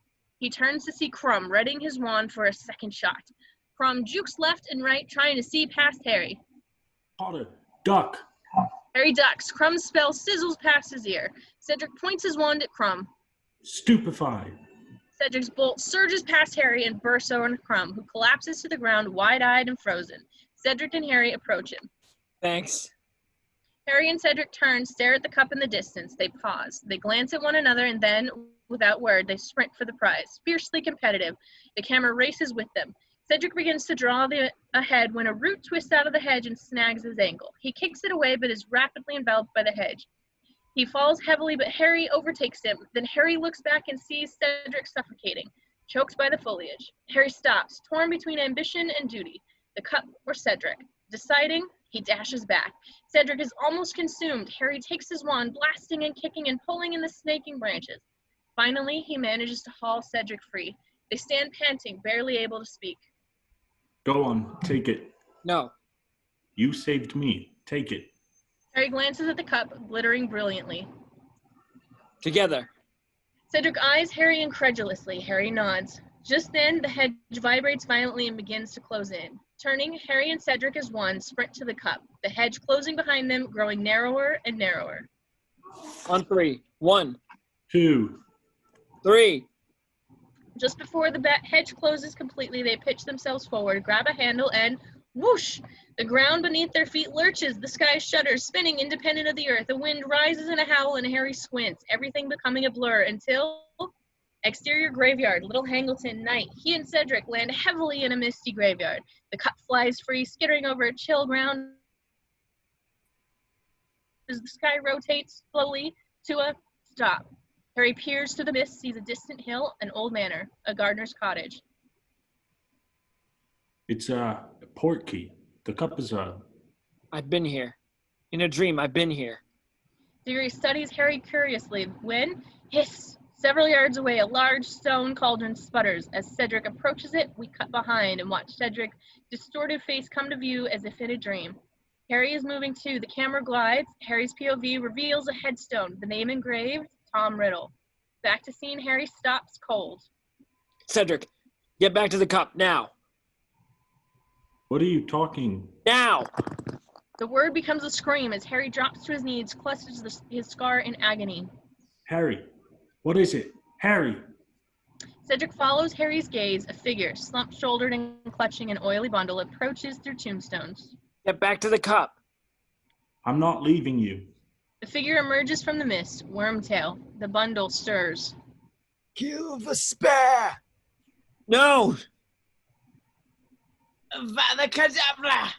A flash of green bleaches the graveyard. Cedric hits the ground, wand tumbling from his spasming hand. Harry reaches out, touches the wand, and watches it crumble like ash all over his fingers. Cedric's pupils dilate and go still. Wormtail jerks Harry off his knees and tosses him against the statuary fronting Tom Riddle's headstone. Stone hands fold over Harry's arms, imprisoning him. The cauldron crackles hungrily. Wormtail hesitates, the bundle twitches. Do it! Now! The swaddling falls away and something pale and misshapen drops heavily into the rolling potion. Wormtail raises his trembling wand. Bone of the Father, unknowingly given. The earth below Harry ruptures, dust drifting through his fingers like smoke as it trails to the cauldron. Flesh of the servant, willingly sacrificed. Wormtail extends his right hand, raising a dagger in his left as Harry shuts his eyes. Chop! A sickening splash poisons the air. Wormtail shrieks. He holds Harry. Slowly, a shadow falls over him. Blood of the enemy! Harry's eyes snap open. Wormtail sways over him, face creased in pain, dagger trembling at his fingertips. Harry struggles frantically, but he's trapped. The dagger pierces the flesh of Harry's forearm. Blood flows onto the blade. Forcibly taken. Wormtail tips the blade over the smoking cauldron. Harry watches in horror as a droplet of blood rolls thickly down the blade and falls into the cauldron. The Dark Lord shall rise again. The cauldron rages, the sky goes white. Wind howls, tendrils of smoke, black as ink, rise from the cauldron. A shadow emerges, as if made of smoke itself, then transforms, smoke turning to skin. Harry stares in disbelief. Voldemort. Voldemort studies his hands, flesh, blood, and bone, with feral delight, exultant. I wand, Wormtail. Wormtail shuffles forward, hands Voldemort a gleaming wand. Hold out your arm. Wormtail whimpers gratefully and lifts the bleeding slump. Oh, Master. Thank you, Master. The other arm, Wormtail. Wormtail's smile withers. Grimly he obliges. A skull glows on the pale flesh of his forearm. A serpent protrudes from its mouth. Voldemort grins, reaches out, and touches it. At once, a howling wind tosses the trees. The air sizzles with the snap of cloaks. Then, one by one, dark-clad wizards apparate into view, encircling Voldemort. Death Eaters. At last, the wind dies. Welcome, my friends. 13 years it's been, yet here you stand before me as though it were only yesterday. Whole, healthy, in full possession of your powers. I confess myself disappointed. A tremor of apprehension runs through the Death Eaters. For how is it that such a powerful band of wizards who had sworn me eternal loyalty, could never once in all these years come to the aid of their master? Instantly, a Death Eater drops to the dust, pitches himself upon the hem of Voldemort's robes. Forgive me, master. Forgive all of us. With astonishing speed, Voldemort flashes his wand and the Death Eater shrieks, writhing to the ground. Voldemort's snake-like eyes glitter with pleasure, then he gives another flick of his wand and the Death Eater's body goes limp. Give me 13 years, then perhaps I'll forgive you, Avery. Not McNair, Crab, Goyle, not one of you tried to find me. Voldemort pauses before a wizard wearing a serpent's ring. Not even you, Lucius. My lord, I was constantly on the alert. Had there been any sign, any whisper of your whereabouts? There were signs, my slippery friend, and more than whispers. I assure you, my lord, I have not renounced the old ways. The face I present each day to the wizard world is my true mask.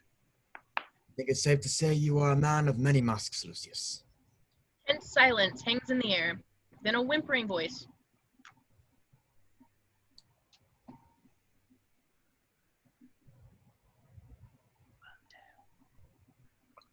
I returned to you. I returned. Out of fear, not loyalty. Still, you have proven yourself useful these past few months, Wormtail. Wormtail peers up, watches Voldemort extend the tip of his wand, and with the subtlest of motions, conjures gleaming silver hand from the tragedy of his mangled wrist. Thank you, Lord. Oh, thank you. The Lord giveth, and the Lord taketh away. Wormtail nods in mute fear. Voldemort grins. It's a Muggle saying. I've always found it amusing. Voldemort puts his boot to Cedric's face and rolls his stricken eyes to the light and clucks his tongue. Such a handsome boy. Don't touch him. Voldemort's eyes snap to Harry, narrowing with violence, then soften. Oh, Harry, I'd almost forgotten you were here, standing on the bones of my father. I'd introduce you, but word has it you're almost as famous as me these days.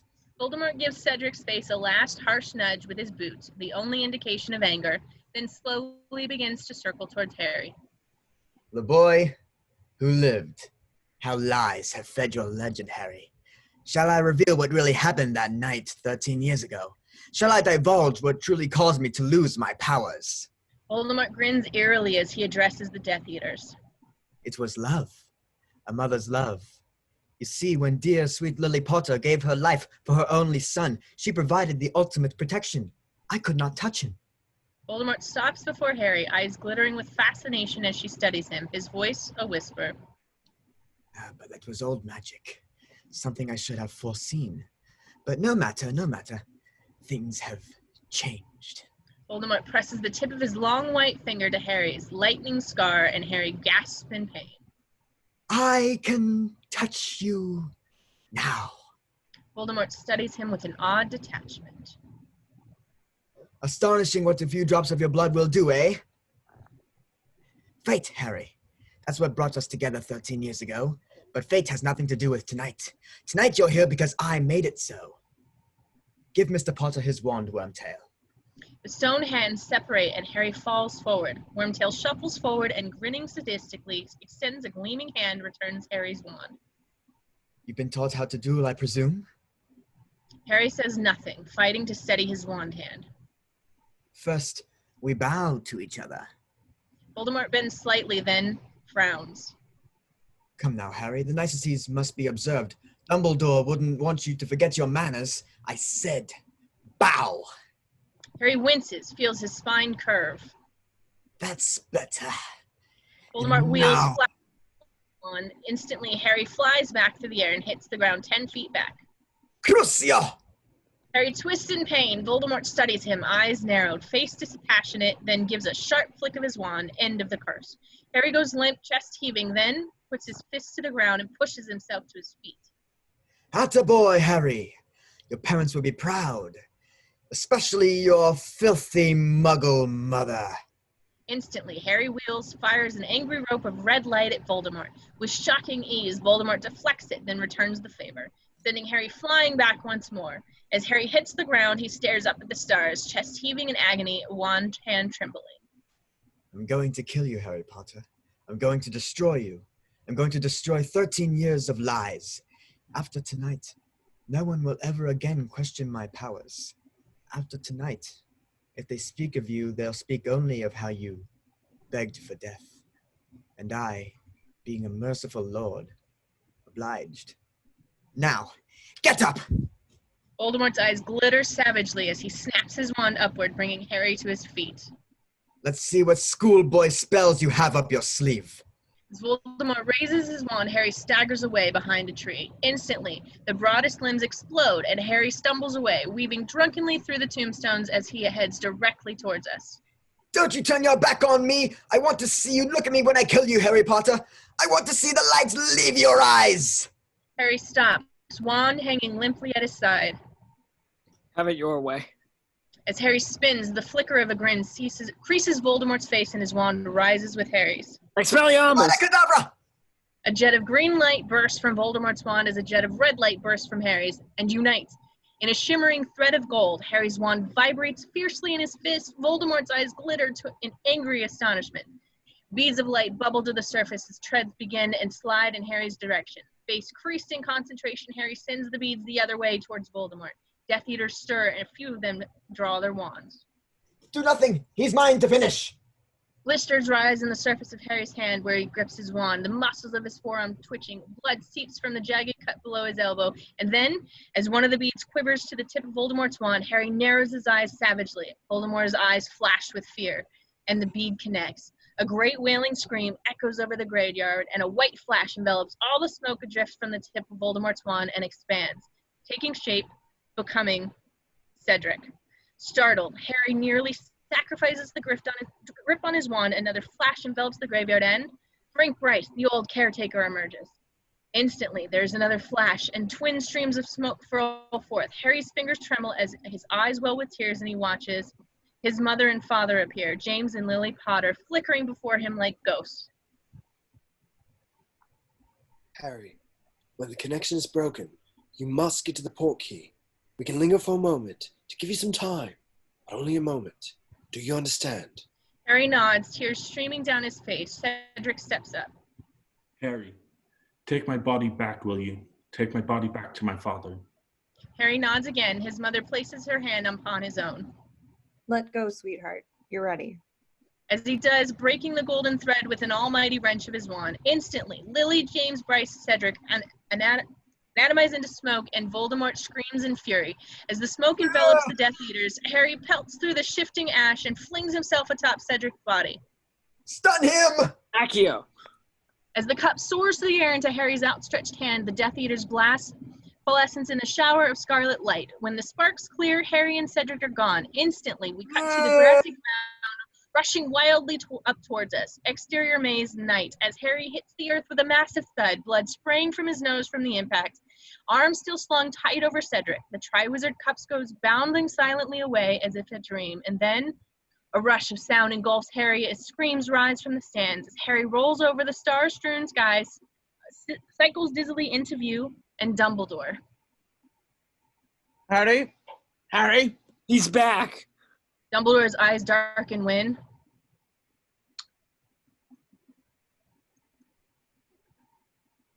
Cornelius? What's going on here? My God, Dumbledore, this boy is dead. Yes? He asked me to bring him back. Cedric, he asked me to bring his back. I couldn't leave him. Not there. Yes.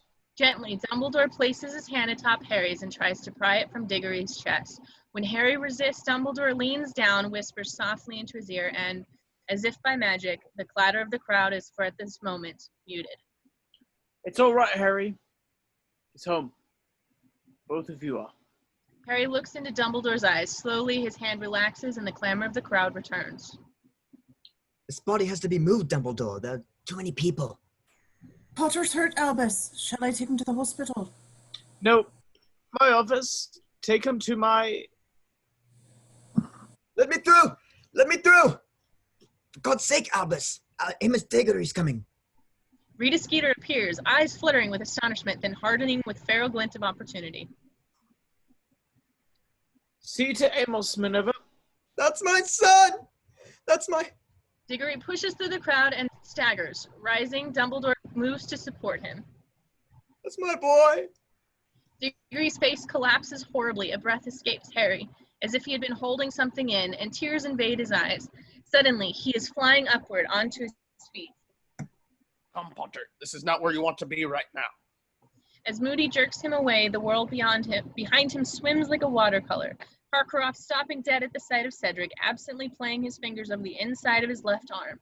Amos Diggory wailing like a wounded animal, then dropping, kneeling over his son, Cho standing frozen, tears streaming down her horror-stricken face, and Hermione and Ron fighting their way through the teeming crowd, unable to reach Harry, the madness too thick. Interior, Moody's office night. Moody leads Harry inside, slams shut the door, and deposits Harry on the huge trunk. His tongue flicks excitedly over the lower lip as he steps back and eyes Harry. Well, here we are. You all right? Harry nods vaguely, glancing around. Good. Now tell me what happened. Harry starts to reply when the trunk beneath him rattles. He glances at his hands, palms down on the lid. Moody, strangely impatient, brings him round with his sharp tone. Potter! The cup. The cup was a porky. Yes, clearly someone bewitched it. But what happened? Tell me what happened. It was wrong from the start. Someone attacked Fleur, Crumb, I suppose, but he didn't seem himself somehow, Crumb. His eyes, when I looked in his eyes, he wasn't there, not really. I was as if he'd been cursed, as if someone were controlling him, using him like a puppet or something, like the Imperious curse. Crumb's not important, Potter. What happened after? What happened to the graveyard? It was like I'd fallen into one of my dreams, into a nightmare. I didn't say anything about a graveyard. Moody stiffens, tongue trailing slowly over his lower lip. Professor, it was you who put the cup in the maze, so you would have known beforehand if it was bewitched, wouldn't you? Moody says nothing. The trunk beneath Harry rattles again. It's you. It's been you from the beginning, from the moment you put my name in the Goblet of Fire. Tell me what happened. I need to know what happened. Moody sees, glaring at Harry, and something odd happens to his face. A kind of transformation, almost as if another face were struggling to push through. He searches in his robes for his wand, but Harry doesn't flinch, instead nodding to the faux glass. constant vigilance, Professor. Moody turns, sees 3 shadows growing large in the glass, the whites of their eyes flashing. Moody wheels his wand at the ready when the door bursts open and sends him flying back. In the doorway stands Dumbledore, wand clutched in his fist. McGonagall and Snape are at his side. Dumbledore's eyes burn with a cold fury. Up. Dumbledore gives a simple bob of his wand. Instantly, Moody rises from the floor and drops roughly into a chair. Severus, you wouldn't happen to have a little something to encourage cooperation? Snape reaches into his cloak, removes a tiny vial of Veritasam. Gripping Moody by the hair, Dumbledore jerks his head back and tips the contents of the vial onto his tongue. Moody makes to spit, then his face slackens. Do you know where you are? Hogwarts Castle. Do you know who I am? Albus Dumbledore. And you? Are you Alistair Moody? No.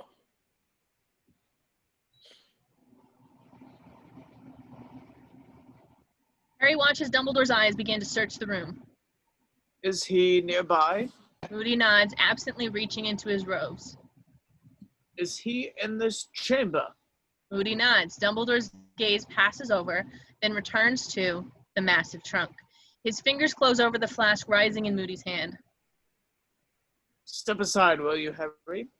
Snape raises his wand and, flash, destroys the 7 locks which secure the trunk. As the lid yawns open, Harry peers inside. Deep within, impossibly deep, an old man lies naked on the floor in a stone enclosure. That's Moody, but if that's... then... Dumbledore tosses Harry the flask. Harry unscrews the top. Polyjuice potion. I think we know who's been stealing from your stores, Severus. Snape and Harry exchange a look. Then, squeak! The arms of the chair splinter under the man's spasming fingers, and he begins to mutate into a younger man. Scarred skin turning smooth, gray hair shifting, becoming the color of straw. Barty Crouch, a junior. I'll show you mine. Show me yours. He grins at Harry and pulls back his sleeve, the dark mark. Harry, would you lift your sleeve, please? Harry eyes Dumbledore uncertainly, then complies. It's happening. Lord Voldemort is returning. I couldn't help it, sir. As Dumbledore examines Harry's cut, his eyes gleam ever so briefly, something akin to triumph. Abruptly, he turns. Call Madame Pomfrey, Minerva. The real Alistair Moody will need tending to. And send an out to Azkaban. I think they'll find they're missing a prisoner. I'll be welcome back a hero. Perhaps. Personally, I've never had much use for heroes. Interior gargoyle corridor night. Harry strides alongside Dumbledore, whose eyes flash darkly, a vigor in his gait. My apologies, Harry, for putting you in unnecessary peril. It's all right. Sir, it's all right, sir. I'm used to it by now. Dumbledore glances at Harry's battered face, smiles faintly. Just then, Rita Skeeter flits into view. Could I have a word, Dumbledore? Certainly. Here's one. Goodbye. Interior Dumbledore's office. Moments later, Dumbledore yanks open the cabinet and peers in the pensive. Was it him, sir? Did he murder his own father? I'm guessing Mr. Crouch discovered his son's secret and, yes, was murdered lest he reveal it. Harry nods, then speaks quietly. Sir, earlier when I was battling Voldemort, our wands, well, they sort of connected. Priori incantatum. Harry looks at Dumbledore curiously. It's a phenomenon that can only occur when 2 wands share the same core, which in this case happens to be the feather of a phoenix. Fox, in fact. Harry glances over at the regal phoenix. My wand's feathers comes from Fox. Yes. He's a particularly powerful creature.